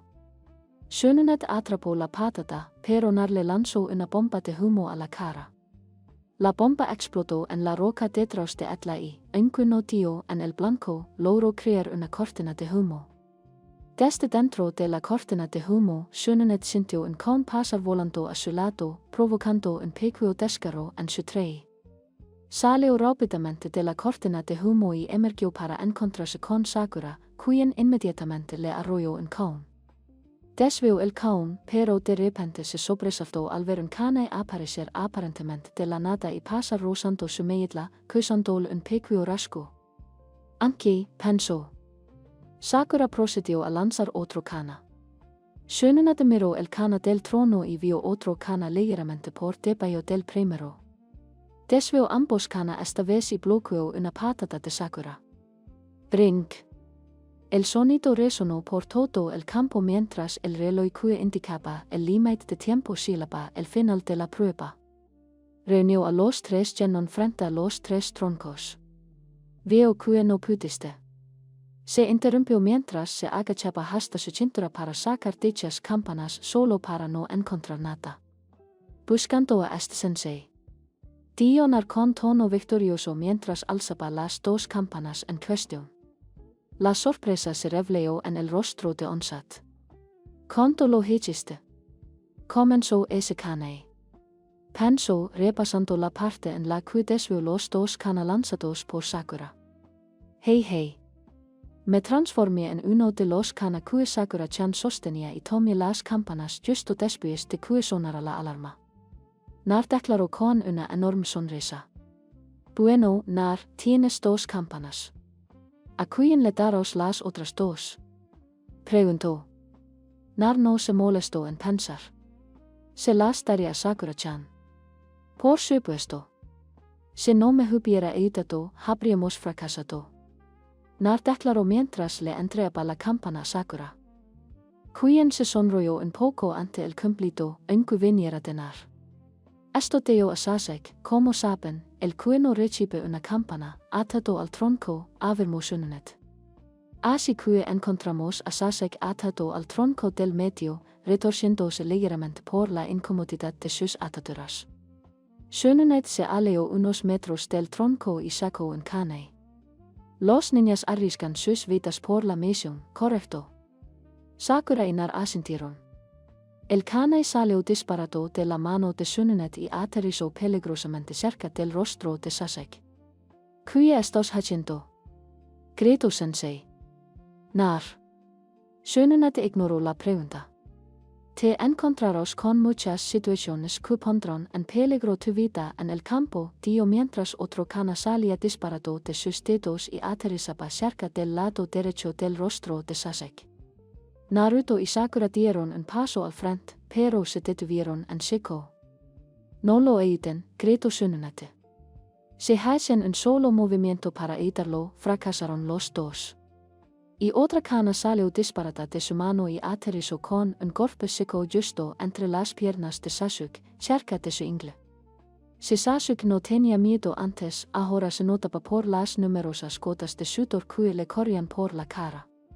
Incluso Sakura parecía sorprendida. Su alter ego también lo expresó. ¿Qué demonios está haciendo ese? Gritó su personalidad interior. Miró a Shonunet, quien tenía una sonrisa malévola en el rostro. Tal vez debería acabar con el línea Uchiha aquí. Se preguntó en voz alta mientras golpeaba el mango del que sostenía contra su barbilla. Sakura casi se desmaya ante ese comentario. No puede hacer eso. Sakura pensó, el próximo no fallará. Shonunet declaró y lanzó el kana con la intención de golpear a Sasuke de verdad. Esta vez, Sakura cerró los ojos, esperando oír el golpe seco del kana contra la carne, y así fue. Pero cuando los abrió, se sorprendió muchísimo al encontrar a Naruto frente a Sasuke, con los brazos cruzados y un cane clavado en uno de ellos. ¿Por qué interferiste? Gritó con voz firme.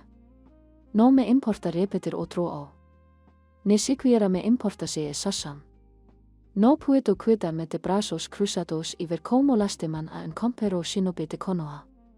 Naruto gritó con determinación. Eid se dirigió hacia Naruto, se detuvo frente a él y lo golpeó en el pecho, haciéndolo chocar contra Sasuke, quien estaba atado al tronco. En el campo de batalla, te verás obligado a tomar decisiones difíciles. ¿Estás preparado para eso?, preguntó. Luego levantó un cane frente a Nar y lo bajó. No puedo moverme.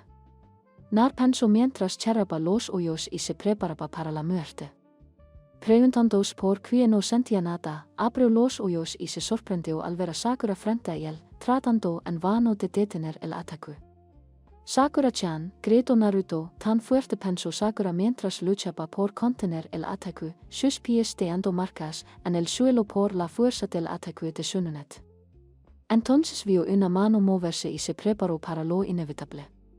No pudo evitar quedarse mirando cuando sintió una mano que le revolvía el pelo. Todos aprobaron, dijo Shonunet con una sonrisa en el rostro. Las rodillas de Sakura se dieron y se desplomó. Nar y Sasuke la miraron boquiabiertos. «Oye, muchacho. ¿Qué quieres decir con eso?» gritó Nar. «Es justo lo que dije». Todos aprobaron, dijo Etla. Sin duda. Habrá misiones que pondrán en peligro sus vidas y las de sus compañeros. Nada es más importante para un equipo que el trabajo en equipo. Esta prueba tenía como objetivo comprobar si eran capaces de trabajar en equipo, y la aprobaron con creces. Sakura suspiró aliviada. Entonces Etla comenzó a reírse nerviosamente, lo que después de unos momentos se convirtió en carcajada, y Naruto se unió mientras Sasuke solo sonrió levemente. «Nar, ven aquí», dijo Shonunet. Nar lo hizo y se sobresaltó cuando Shonunet lo agarró del brazo, sacó el cane, provocando un grito de dolor en Nar. Kaulet, orten sununet, lo kui hiso kue nar opeticiera. Luego, levantó una mano cui brillaba con chiara hacia la herida, curándola por completo. Nar miró con asombro el lugar donde había estado su herida. Anio vio, vas a decirme eso, sensei. Preguntó nar emocionado. Bueno, ya veremos, respondió. Desató a Sasaki una vez más se dirigió a los tres genon para felicitarlos por aprobar el examen. Cuya tal se te invitó a cenar. Yosa, comamos ramen, exclamó Naruto. El ramen suena bien, afirmó Sakura mientras Sasaki simplemente asentía con la cabeza. Más tarde. Acababan de terminar de comer ramen y estaban a punto de irse. Bueno, me voy a la reunión de Yun, el equipo sure comienza sus tareas mañana, Dio Sununet y se marchó. Sasaki también se fue, cruento a modo de despedida, dejando a Sakura. Y nar cuire te acompa a casa, Sakura-chan. Dio nar con alegría. No hace falta, nar. Estaré bien. Dio Sakura mientras levantaba el puño en el aire. Oh. Respondió nar. De acuerdo entonces. Nos vemos mañana, Sakura-chan. Y con eso, Naruto se dio la vuelta para irse, pero se detuvo cuando una mano le agarró el hombro. Se giró y vio que era Sakura. ¿Qué pasa, Sakura-chan? Gracias por darme esa valiosa lección, nar, dio Atla, y después le dio un rápido beso en la medla antes de salir corriendo. Nar se tocó el lugar donde Sakura lo había besado. Me acaba de besar Sakura-chan. Nar pensó que su expresión indicaba que debía estar feliz, pero no lo sentía. Decidió que reflexionar sobre tal cosa solo le daría dolor de cabeza. Decidió simplemente pensar en el hecho de que Sakura lo besó y se fue a casa, con una amplia sonrisa en su rostro. En la reunión de Yunnan, Sununet miró fijamente al extra hombre que hablaba al frente. Me gustaría dar la bienvenida a nuestra nueva incorporación, Sununet. Como el hombre conocido como Mei, es una maravilla poder alcanzar el rango de Yun estando aún en la primavera de la juventud. Gui gritó mientras derramaba lágrimas. La puerta del bar se abrió de golpe y entró un hombre leyendo un libro. Kakashi, mi eterno rival. ¿Cómo estuvo tu equipo? Kakashi levantó la vista de su libro y respondió, fracasaron. Otra decepción antes de volver a su libro. ¿A quién elegiste para tu equipo? Una mujer que se dirigió a la izquierda preguntó, olvidé presentarme, Yuhei. Este fumador empedernido a mi lado es Asuma. Dio se lanzó a Asuma, quien levantó su taza y dio, yo, Sununet. Atla respondió y tomó un sorbo de su sake. Martin parece prometedor. Tengo a Uzumaki Uchiha y Haruno. Kurine asintió. Bueno, tengo a Hayua Iris e Inusuka y Aperamisonat asintió y luego miraron a Asuma. Pedí la combinación no Shikacho, dio y luego tomó un trago de su taza. Los jennings de Estelle están llenos de todo tipo de monstruos, ¿verdad? Kuranai preguntó a Uma, quien asintió afirmativamente. Al ver que nadie más iba a decir nada, Sununet procedió a beber el resto de su sake. Y perdónse esta escena, no sé cómo escribir escenas de fiestas. Más tarde, Naruto estaba a punto de irse a dormir cuando oyó que llamaban a la puerta. ¿Quién podría ser a esas horas? Abrió y se encontró con una mujer que sostenía una botella de sake en una mano y lucía una enorme sonrisa. Soy Bach, dio, visiblemente borracha, y luego se desplomó. Naruto negó con la cabeza y hizo un clon para ayudarla a llevarla a la cama. Vaya, pesas bastante, dio él. ¿Qué? Sot, estoy sin sot. Estoy corta. Respondió enfadada y se dispuso a golpear a Nar, pero como estaba borracha, solo le dio un golpecito en la medla. Tras acostarla en la cama, Nar disipó al clon y suspiró aliviado. Al menos le está bien a casa, dio en voz alta. Sununet miró a Naruto con los ojos entrecerrados. No aquí. Después de ver que Sununet abrió los ojos, Naruto se acercó para ver si estaba despierta, pero pronto se encontró casi asfixiándose cuando Sununet lo envolvió en un abrazo. Nawaki, lo siento. Lo siento mucho, repitió Sununet mientras sollozaba desconsolatamente.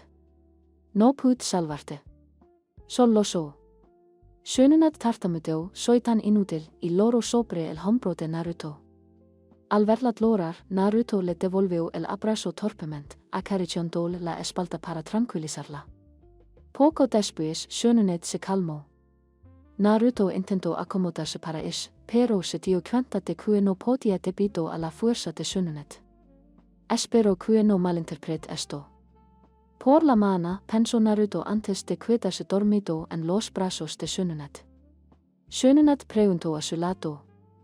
Miró a su equipo que estaba reunido en el puente. Ha sido una semana larga y muy estresante. Día 1. Se suponía que el equipo se reuniría en el puente. Sasuke llegó primero, seguido de Sakura que dio un oje excesivamente alegre. Sasuke, seguido de un clamp, Sasuke dio un grito irritado como respuesta. Oh, Sakura-chan, Sasuke-tim, una voz débil los llamó. Los dos se volvieron hacia la fuente de la voz, notando que algo andaba mal y que se suponía que dicha voz era más alta en términos de volumen. Fueron recibidos con la visión de un nar maltrecho. Tenía moratones y un hoyo morato. Nar, ¿qué te pasó? Preguntó Sakura. No porque le gustara ni nada, sino porque era su compañero de equipo. Nada, respondió Nar. Aunque era obvio que algo le había pasado. Al ver que Nar no iba a decir nada, Sakura decidió dejar el tema. Sununet saludó con la mano mientras se unía al trío. Yo ohayo, respondieron las tres llenas. Tenemos una misión hoy, dio Atla mientras sostenía un pergamino. Estels Miyagi. Yosa. Exclamó Naruto emocionado al oír la palabra misión. Seguro que es una misión genial. Hagámosla. Sus otros dos compañeros lo miraron, obviamente sin compartir su entusiasmo. Sununet frunció el ceño a Nar, quien por suerte no se dio cuenta. Casi se sonrió al recordar los sucesos de esa mañana. Más temprano, había sodo con estar con el niño más atractivo de su época, Hayabusa. Oh, Ryu, exclamó Samasunet al contemplar el rostro enmascarado de Ryu. Chan, respondió él, y lentamente se quitó la máscara, revelando un rostro que en su época habría hecho que cualquier kunoichi se derritiera al instante. La verdad es, Sunsunet-chan, que desde que te vi, he tenido este sentimiento que no puedo detener. Es el deseo de estar cerca de ti, dio Ryu con voz ronca, mientras acariciaba la mejilla de Sunsunet. A lo que Atla respondió colocando su mano sobre la suya. Oh, Ryu-sama, dio emocionada. Luego se acercó para besarlo. Mientras tanto, Nar acababa de despertar y vio unos labios que se acercaban.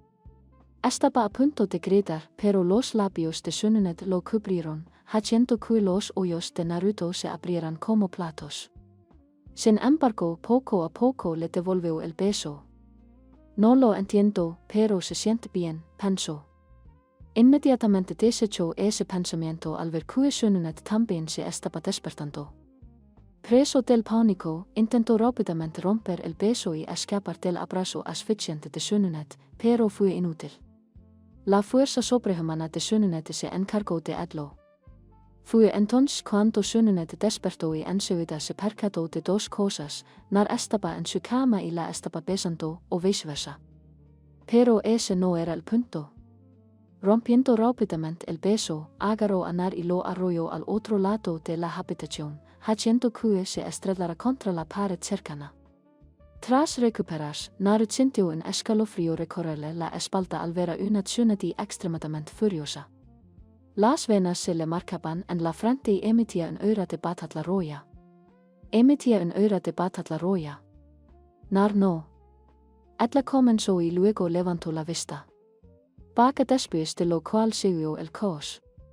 Un anciano en un apartamento cercano. Malditos niños, revenfó y luego inmediatamente volvió a dormirse. De vuelta al presente. Este es el equipo lleno. Miyagi preguntó por el anciano que vestía una sencilla combinación de camisa y pantalón corto. Hola, soy su sensei Shununet. Respondió etla con una reverencia. ¿Tienes una tarea para nosotras? Preguntó. Las tres ya no tenían una expresión seria en sus rostros. ¿Qué podría ser? Pensó Sakura. Apuesto a que es una misión super genial, pensó Nar emocionada mientras saltaba ligeramente, reposante de energía. Por fin, una oportunidad para poner a prueba mis habilidades. Ahora, si tan solo estas dos no estuvieran aquí, pensó Sasuke. Me las condujo a una casa. Aquí es donde me tenéis tareas, silando la casa. Espera aquí mientras me busca herramientas, dijo el anciano. Salió unos minutos después cargando un cubo, trapos y una brocha. Tú, silando a Sasuke. Seguí a mí luego condujo a Sasuke hasta una cerca.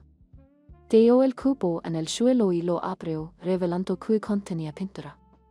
Luego movió el pincel en la pintura y se lo entregó a Sasuke, quien lo miró con curiosidad. Primero pinta la cerca, dijo me después de un momento de silencio. Sasuke reprimió una mueca de disgusto y, a regañadientes, comenzó a trabajar, haciendo pinceladas descuidadas en la cerca. Miyagi se acercó de nuevo y dio todo en la mueca. Miyagi mientras tomaba el pincel, haciendo pinceladas largas de arriba abajo, y procedió a pintar la cerca de arriba abajo, repitió. Luego le entregó el pincel a Sasuke, quien intentó imitar lo que Miyagi había hecho. Dobla la mueca. Trazo hacia abajo. Te doblas. ¿Ves? Bien. Mia ofreció crípticamente y luego se fue, dejando a un Sasuke revenfondo. Ah, y no olvides respirar. Miyagi decidió hacer como una idea de último momento. Miyagi regresó un poco más tarde y cielo a Sakura. Tu turno. La condujeron a la casa y le entregaron dos objetos que parecían bongos. Ah no. Mia-san, ¿qué hago con esto? Preguntó Sakura, alzando los objetos en cuestión. Qué curioso que preguntes, Sakura-san. Entonces Mia se acercó a Sakura. Tomó uno de los bongos y lo colocó en el suelo. Círculo a la derecha, círculo a la izquierda, dijo mientras movía las liadoras en círculos. Todo el piso, círculo a la derecha, círculo a la izquierda. No olvides respirar. Se supone que debemos liar todo este piso. Vete al infierno, vio cascarabias, gritó la Sakura interior. La verdadera Sakura, sin embargo, se contuvo y lo único que se pudo ver de ella fue que su chea izquierda se contraía. Sabiendo que sería inútil cuellas, tomó la liadora y se puso a trabajar. Nar había estado esperando pacientemente su tarea y se sintió aliviado al ver a Miyagi salir de la casa y acercarse a él. No solo estaba aburrido, sino que estar a solas con Tsunade le resultaba un poco incómodo en ese momento. De acuerdo, comenzó Mia. Tu turno. Luego condujo a Naruto a una habitación con un gran objeto cuadrado en el centro, cubierto con una tela. Tengo una tarea muy importante para ti, tío. Después retiró la tela, revelando una mesa de ónix. Naruto quedó asombrado. Aunque no entendía por qué alguien haría una mesa de ónix, no pudo evitar quedar cautivado por su belleza y profundidad. Decidió tocarlo y pasó la mano por su superficie oscura, notando que estaba bastante polvorienta. Luego, Mia aplicó algún tipo de producto químico al trapo y lo colocó sobre la mesa. Ahora, Naruto-san, haz esto, y luego hizo un movimiento circular con la mano derecha, seguido del movimiento circular con la izquierda, que también sostenía un trapo. ¿Entiendes, Naran? Encerrar con la mano derecha, quitar la cera y luego con la izquierda, hacer esto hasta que la mesa brille con eso se fue. Nar gimió en respuesta. ¿Esto es lo que se supone que debo hacer?, se preguntó. Tal vez consiga algo mejor si termino más rápido, pensó, y luego hizo un montón de yola para ayudarlo en su tarea. Va a ser un día largo, pensó Naruto antes de ponerse a trabajar. Día 2, Tsunade miró a Genon, que estaba adlirenita. Hoy vamos a descubrir tus debilidades y cómo corregirlas. Pero primero un pequeño ejercicio. Luego se acercó a un árbol y empezó a trepar por su costado, hasta que finalmente se detuvo y quedó colgando boca abajo de una rama. Los ojos de Naruto se abrieron de par en par. Oh, ¿cómo es eso, sensei? Preguntó emocionado mientras saltaba sobre sus compañeros. Bueno, Sakura estaba sorprendida mientras Sasuke mantenía una expresión impasible. Shonunet se dejó caer de la rama y aterrizó sobre 2 pies. Luego lanzó 3 kanai cerca de los pies de los 3 gens. Kanales achara hacia tus pies. Luego corre hacia el árbol. Recuerda, si usas demasiado o muy poco, no te suicidarás. Marca el punto al que llegaste antes de caer. Comienza. Pasaron unas horas y Sasuke y Naruto hicieron repetidos intentos de trepar al árbol. Naruto hizo una marca con su kana y volvió a caer al suelo. Cuso, tengo que hacer esto si quiero convertirme en el próximo Hokage. Pensó que luego levantó la vista y vio a Sakura, que ella estaba sentada en la rama más alta del árbol. Buen trabajo, Sakura. Puedes descansar ahora. El resto, continúen. Dio que parecía tener un control de cha increíble, pero poca resistencia y capacidad de chaca. Me pregunto qué pensó mientras veía a Sakura sentarse al pie de un árbol cercano. Sakura lleva cuando se dejó caer al pie del árbol. Levantó la vista y vio a Nar acercarse. Nai. Sakura-chan. ¿Tienes alguna pista sobre cómo hacerlo? Susurró. Sakura pareció reflexionar un momento antes de responder. Solo tienes que concentrarte y encontrar la cantidad correcta de chakra. Nar, gracias Sakura-chan. Respondió antes de volver al árbol. Era casi de noche cuando los dos llegaron a la cima de los árboles que intentaban escalar. Nar y Sasuke cayeron al suelo. Buen trabajo a todos, dio Shonunet. Eso es todo por hoy. Despedido. Y así terminó el día. Día 3. Shonunet observó las consecuencias con un tic en el ojo. ¿Cómo es posible que haya terminado así? Pensó mientras se llevaba una mano a la cara. Un adolescente de pelo azul estaba arrastrando lo que parecían ser tentáculos amputados a un cubo de basura cercano. Sakura estaba fregando una sustancia verde y mugrienta del suelo mientras Naruto y unos 5 grupitos añolados barrían pequeños trozos de lo que parecían ser piel y otras partes que no se podían identificar. Sakura intervino. No puedo creer que existieran tales cosas, tío, y luego se estremeció al recordar a la criatura con la que se habían topado. Era evidente que tenía varias rasgaduras en la ropa. Sí, respondió Nar, recordando los acontecimientos que los habían llevado a la situación actual. Les habían pedido que se presentaran ante Amo Miko Meito para su misión de ese día. Resulta que la misión era ordenar y limpiar el almacén de dicha mujer. La casa era bastante grande y estaba ubicada en las afueras de Konoha. Se reunieron con Atla y la llevaron al almacén, donde comenzaron a mover objetos siguiendo las instrucciones de Miko. Nei Sakura-chan, ¿qué crees que es esto?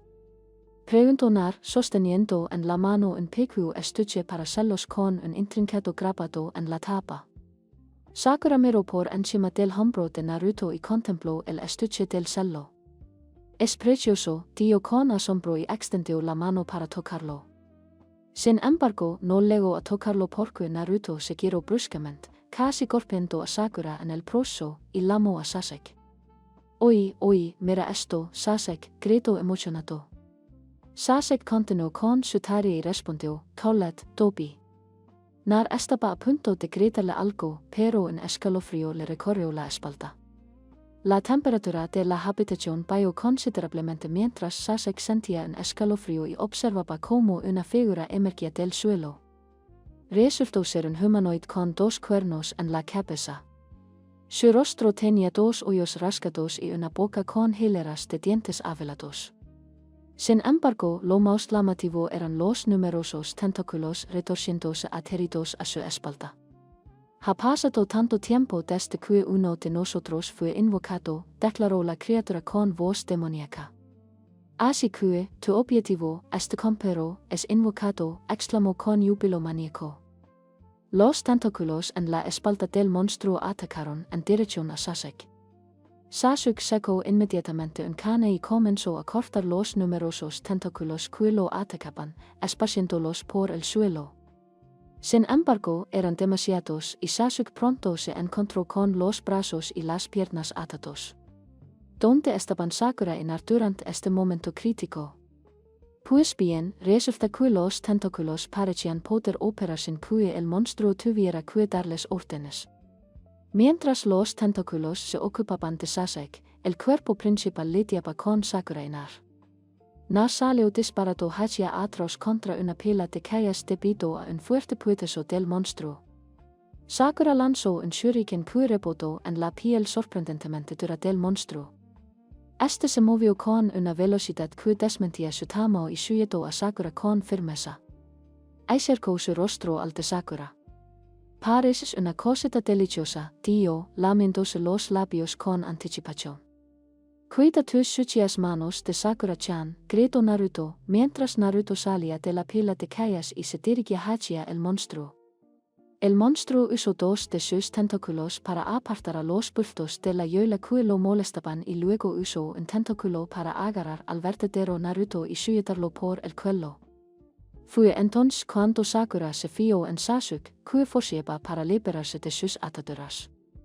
Pero lo que la dio atónita fue que lo habían despollado de su ropa hasta dejarlo solo en calzoncillos. En cualquier otro momento se habría quedado embelesada. Pero entonces comprendió lo que el monstruo planeaba hacer. Por suerte, un cane surtó el aire y se clavó en el hoyo del monstruo. El monstruo se volvió hacia la fuente y la fundación, con el asco claramente grabado en su rostro. ¿Qué demonios crees que les estás haciendo a mis estudiantes? Gritó. El monstruo sacó el cone de su hoyo y dijo, parece que ha aparecido otro sabroso. Y luego se enderezó. Voy a disfrutar haciéndolo, dijo maníacamente. Entonces lanzó sus tentáculos hacia Shununet. Shununet saltó y arrolló varios kana, cortando los tentáculos que sujetaban a Sasuke y Naruto.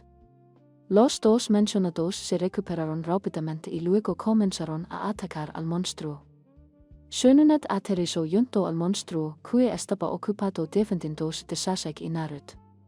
Shununet lo agarró del brazo y lo empujó cerca de la articulación del codo, rompiendo el brazo, lo que provocó que huyera de dolor y liberara a Sakura. Ella mantuvo su agarre en el brazo y se balanceó, lanzando al monstruo fuera de los almacenes hacia el patio de la casa. El monstruo cayó hecho un ovidlo y se subió encima. Rugió y, una vez más, lanzó tentáculos contra el grupo formado por Shununet, Sasuke y Naruto, que se acercaban. Shununet lanzó un puetazo que desgarró la gruesa piel del monstruo, seguido por Naruto, quien usó sus ganchos de yola y lo derribó. Los clones de Naruto lanzaron al monstruo por los aires, donde Sasuke ya estaba realizando los manuales. Kaden Ryuga no Jutsu. El chorro de fuego impactó contra el cuerpo flotante, y el monstruo, al encontrarse con las llamas, lanzó un último grito antes de morir. Sakura salió corriendo del almacén justo a tiempo para ver el cadáver carbonizado del monstruo caer al suelo. Tras tirar a la basura lo que había recogido, Naruto se giró hacia Sasuke, que se acercaba completamente vestido. Por cierto, Sasuke hizo una pausa, con una sonrisa asomando en su rostro, te juro que te vi sonreír cuando esa cosa te sujetaba. ¿Hay algo que debamos saber? Preguntó entre risitas. Colette, Dobby, respondió Sasuke. Luego se volvió hacia una Sakura igualmente sorprendida. Sasuke, es por eso que Sakura se quedó sin palabras, fue la única respuesta que obtuvo mientras Sasuke comenzaba a alejarse de la casa de los Meito y regresaba hacia Konoha. En fin, como esta misión ha terminado oficialmente, ahora regresaremos a Konoha. Shununet tío, lamento las molestias y gracias de nuevo. Una radiante amigo tío. Y al tercer día después de esa misión, Shununet comenzó a notar un patrón. Era ese mangaka kue queria haser un manga sobre Naruto. Luego, después de ese tipo loco que usaba hilos, que demonios le había pasado a Konoha. Shōnenет pensó para sí mismo porque después de conocer a la gente que ahora residía en Konoha, se preguntó si Konoha estaría mejor en guerra. Ahora estaba a punto de recibir lo que podría ser otra misión que involucraba a algún loco. Atla y el equipo Shio esperaban su asignación cuando Naruto habló. Hoy, Yi-chan, Dios lanzó al Hokage, danos una misión más difícil. Las que nos has estado dando hasta ahora no son dignas del Hokage del futuro. Muestra algo de respeto en presencia de Hokage-sama. Sakura gritó antes de que Shippo impactara en la cabeza de Naruto. Así que quieres una misión más difícil. Sandam dio después de dar una calada a su pepa. Esta debería ser suficiente. Dio mientras le entregaba un pergamino a Shōnenет. Rango C. Todo lo que tienes que hacer es escoltar a Shōna-san de regreso a su hogar en el país de las olas. Tras decir eso, entró un hombre visiblemente borracho. Este es el equipo que me va a escoltar, balbuceó, y luego acercó su rostro al de Naruto. Son solo un montón de mocosos, tío. Que gritonar al ver la expresión de Tsuna. En fin, aceptaremos esta misión, tío Shōnenет mientras suye tapanar. Muy bien, nos vemos en la puerta en 30 minutos, tío Tsuna. Hola, respondió el equipo Shio. El equipo Shio permaneció en silencio mientras caminaban por el sendero hacia el país de las olas. Caminaban en fila india, Sasuke al frente, Naruto en el medio, mientras que Shōnenет, Tsuna y Sakura iban detrás. No, Tsuna-san, ¿qué clase de lugar es el país de las olas? Preguntó Nar. Tsuna tomó un trago de sake y luego respondió, bueno, solía ser un lugar bastante agradable y tranquilo. Inviernos frescos y veranos calurosos, un poco rústicos. Hizo una pausa y volvió a tomar un trago de sake. Luego continuó, en realidad era muy agradable hasta que luego ese bastardo de Goi, tío enfadado. Y él es el responsable del triste estado en que se encuentra nuestro país ahora. El pueblo está oprimido. Mucha gente está sufriendo. Aquí es donde entra en juego el puente. Tío, el puente es el factor crucial que nos permitirá independizarnos de Goi. Termino de explicar, para eso están ustedes. Asegúrense de protegerme bien a mí y a mis trabajadores. Pueden dejarlo en nuestras manos. Nar respondió y se golpeó el pecho en un gesto de pura confianza. De verdad van a poder protegernos, chicos. Tsuna balbuceó. ¿Por qué sigo estudiando, Tsuna-aiken? Preguntó Naruto y luego se puso las manos en las caderas y se puso de pie con aire desafiante. No hay nada de qué preocuparse. Estás con el futuro Hokage de Konoha. Tsuna solo le lanzó una mirada vacía y luego dijo, No sé de qué estás hablando. ¿Y qué es eso de Hokage dices? Preguntó. Hokage es el título que le otorgamos al jefe de la aldea. Como sabes, la tierra está dividida en 5 países principales: piedra, fuego, viento, agua y rayo. Tsuna asintió. Bueno, se supone que cada país tiene su propia aldea niña, que está dirigida por un yola. Cada yola es responsable del bienestar de su aldea, terminó de explicar. Los pensamientos de Sakura y Naruto se desviaron hacia su yola. Ese bello y patético geyser no se veía tan bien. Pensó Sakura interiormente, definitivamente no se veía tan bien, pensó Naruto mientras recordaba las veces que el anciano había caído presa de su sexy noichu. Ambos acaban de dudar del Hokage-sama, ¿verdad? Tío con tono inexpresivo. Sakura y Naruto negaron rápidamente con la cabeza.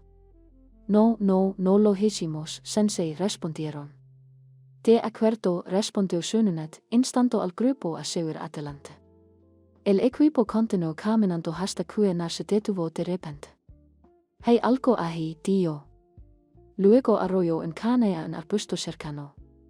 Al oír que impactaba contra algo, Nar fue inmediatamente a investigar, solo para encontrar a un pobre conejito atrapado en una trampa. Naruto rompió ad l'orarte inmediato y abrazó al coneito con fuerza. Lo siento, coneito, gimió mientras le acariciaba las mejillas. El grupo se quedó pensativo mientras Naruto, finalmente calmándose, dejaba al coneito en el suelo y lo soltaba. Decidieron no hacer ningún comentario y continuaron su marcha. El grupo pasó junto a un pequeño charco que les pareció extra, pero siguieron caminando. Unos segundos después, una cabeza emergió del charco. La cabeza salió del charco acompañada del cuerpo y luego se lanzó hacia adelante, seguida de otra figura unida atla por una cadena. Se giró para ver lo que se acercaba y llegó de sorpresa al sentir que la cadena la envolvía. El equipo observó horrorizado cómo su sensei era despedazado. Sensei Shununet, Nari Sakura gritaron, uno menos, dio una de las figuras enmascaradas. Las dos figuras se abalanzaron sobre Nar, con la intención de hacerle sufrir el mismo destino que su víctima anterior. Nar solo observó paralizado cómo los hermanos demonios se acercaban. No puedo moverme. Nar pensó mientras observaba cómo se acercaban los dos. Un pi golpeó y pateó a los atacantes, apartándolos de un embrión. Nar vio que su salvador no era otro que Sasuke.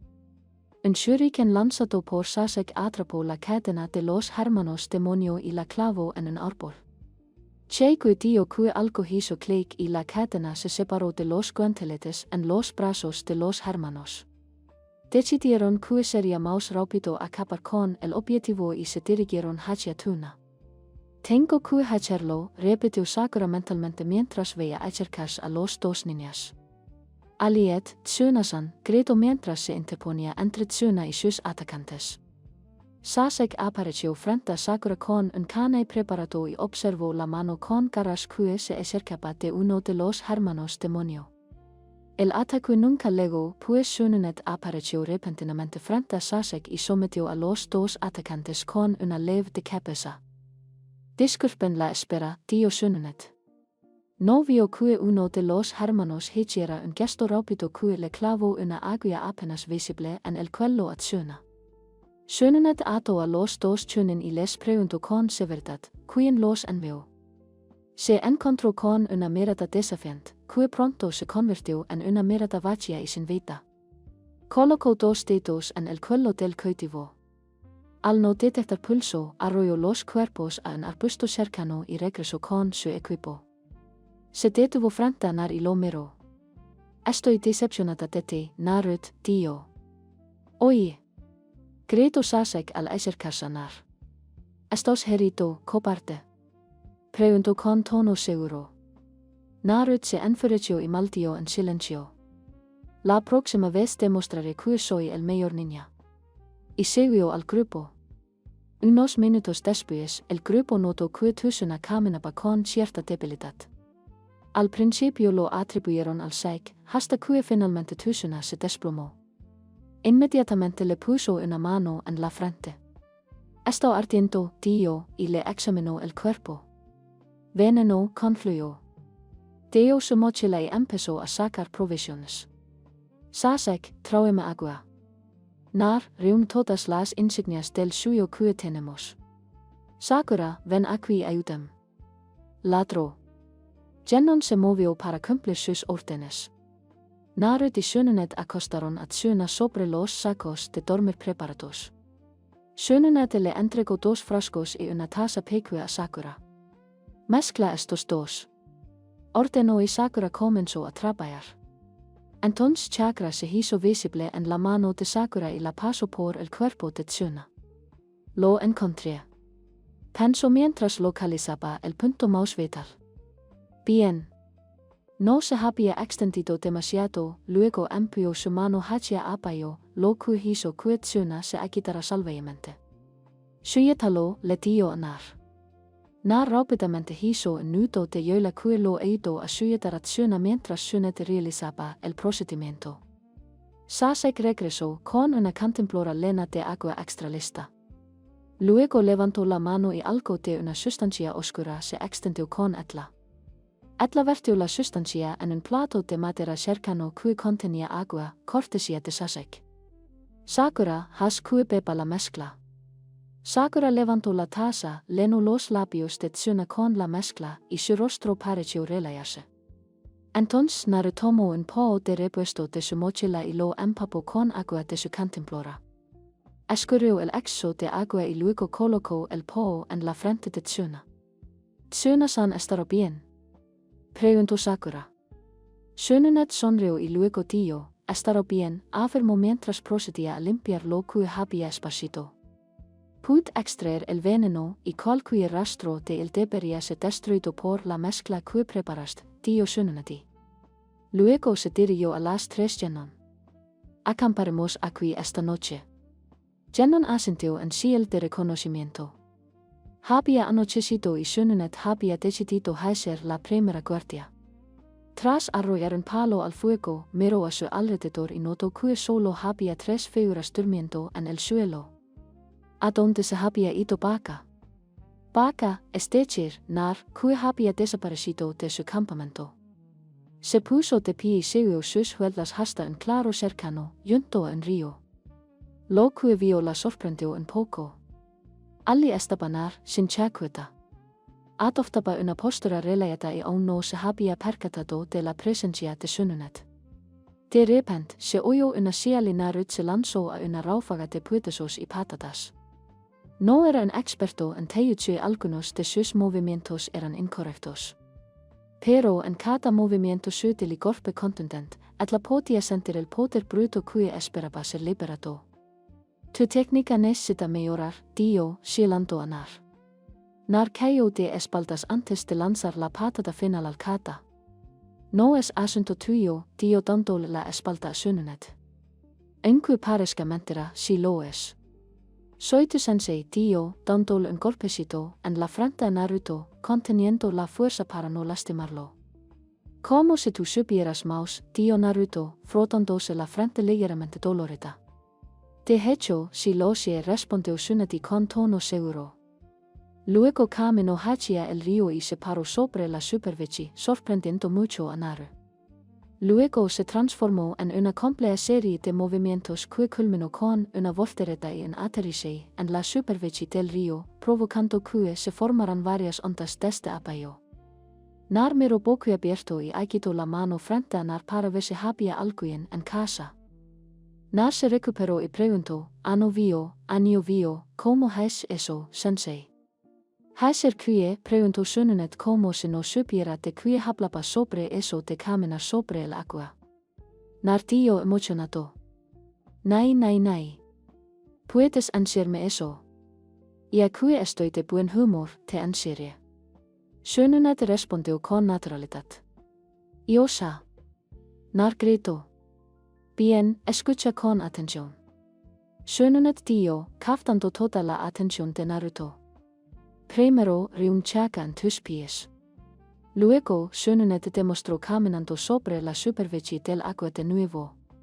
Equilibra la cantidad de tierra liberada con tu peso corporal y flotarás y extendió sus manos así. Naruto asintió con comprensión. Muy bien, riunchaca en tus pies y equilibra la cantidad liberada con mi peso corporal. De acuerdo, respondió. Nar hizo un celo con la mano y luego procedió a intentar caminar sobre el agua solo para caer al río. El río no era muy profundo, así que no se oyeron chapoteos fuertes debido a los intentos fallidos de Naruto. Shununet observó cómo Nar se acostumbraba poco a poco a la técnica de caminar sobre el agua. Ya la dominaba, pensó, sorprendida por la rapidez con la que Naruto aprendía la técnica. Creo que me estoy acostumbrando, dijo Nar mientras sus pies emergían lentamente del agua, con los tobillos sumergidos, hasta la superficie. Lo veis, exclamó Nar mientras hacía volteretas hacia atrás y ruedas en la superficie del agua. Oye, Nar, gritó Shununet. Ven aquí. Tengo que hablar contigo sobre algo. Nar se acercó a Shununet y preguntó, ¿qué pasa, sensei? Miró a Nar directamente a los ojos y dijo, lo sé. Ya sabes, exclamó Nar, sorprendido. ¿Sobre qué? Shununet se desplomó. Luego se levantó y tosió. Sé de tu secreto, afirmó con tono serio. Nar de repente empezó a sudar profusamente. De quie secreto hablas, sensei. Balbuceó con nerviosismo. Tú eres el contenedor del KB, respondió. Esta nueva información golpeó a Naruto como un puetazo de su amada Sakura-chan, dolorosamente. ¿Cómo te enteraste? Preguntó con voz débil. El sensei Sarutobi me lo contó, dijo Ella mientras se acercaba a Nar. Me contó que casi todo el pueblo te odiaba y que ningún niño tenía permiso de sus padres para jugar contigo. Oh, así que ahora también me odias, ¿verdad? Nar respondió con la voz quebrantos por las lágrimas que amenazaban con brotar de sus ojos. No, no te odio. Nar se sorprendió al ser envuelto en un abrazo. Creo que eres un héroe, Naruto, es solo que la mayoría de esos tontos de la aldea no lo entienden, dijo Shunnet mientras le frotaba la espalda a Naruto. Sensei. Nar graznó antes de devolver el abrazo y proceder a lograr en el hombro de Tensei. Después de unos minutos se levantó, seguido por Nar. No vio a Nar. Comenzó Shunnet. ¿Qué? Preguntó Nar, ¿puedo ver el cello? Tensei adio rápidamente. Pero no tienes que mostrármelo si no quieres. Está bien. No me importa, respondió Naruto mientras procedía a quitarse los pantalones y la chaqueta, quedando vestido solo con sus calzoncillos y camisa. Entre los arbustos se encontraba una Sakura extremadamente curiosa que acababa de ir a hacer sus necesidades. Se topó con Nar y Shunnet. Hablan. ¿Qué están haciendo? Pensó mientras observaba lo que parecía ser Nar quitándose la chaqueta. No me digas que ahí, supuso después de ver a Nar quitarse los pantalones, revelando unos simples calzoncillos blancos. Están. Una vez más, Ella lo supuso. La curiosidad de Sakura se despertó de nuevo al oír a Shunnet decir, es tan grande.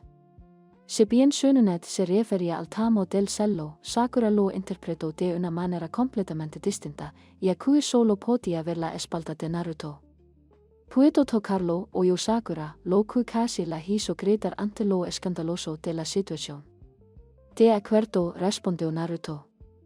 Aunque desea tener un mayor ángulo para ver qué sucedía, temía delatar su posición, así que decidió echar un último vistazo.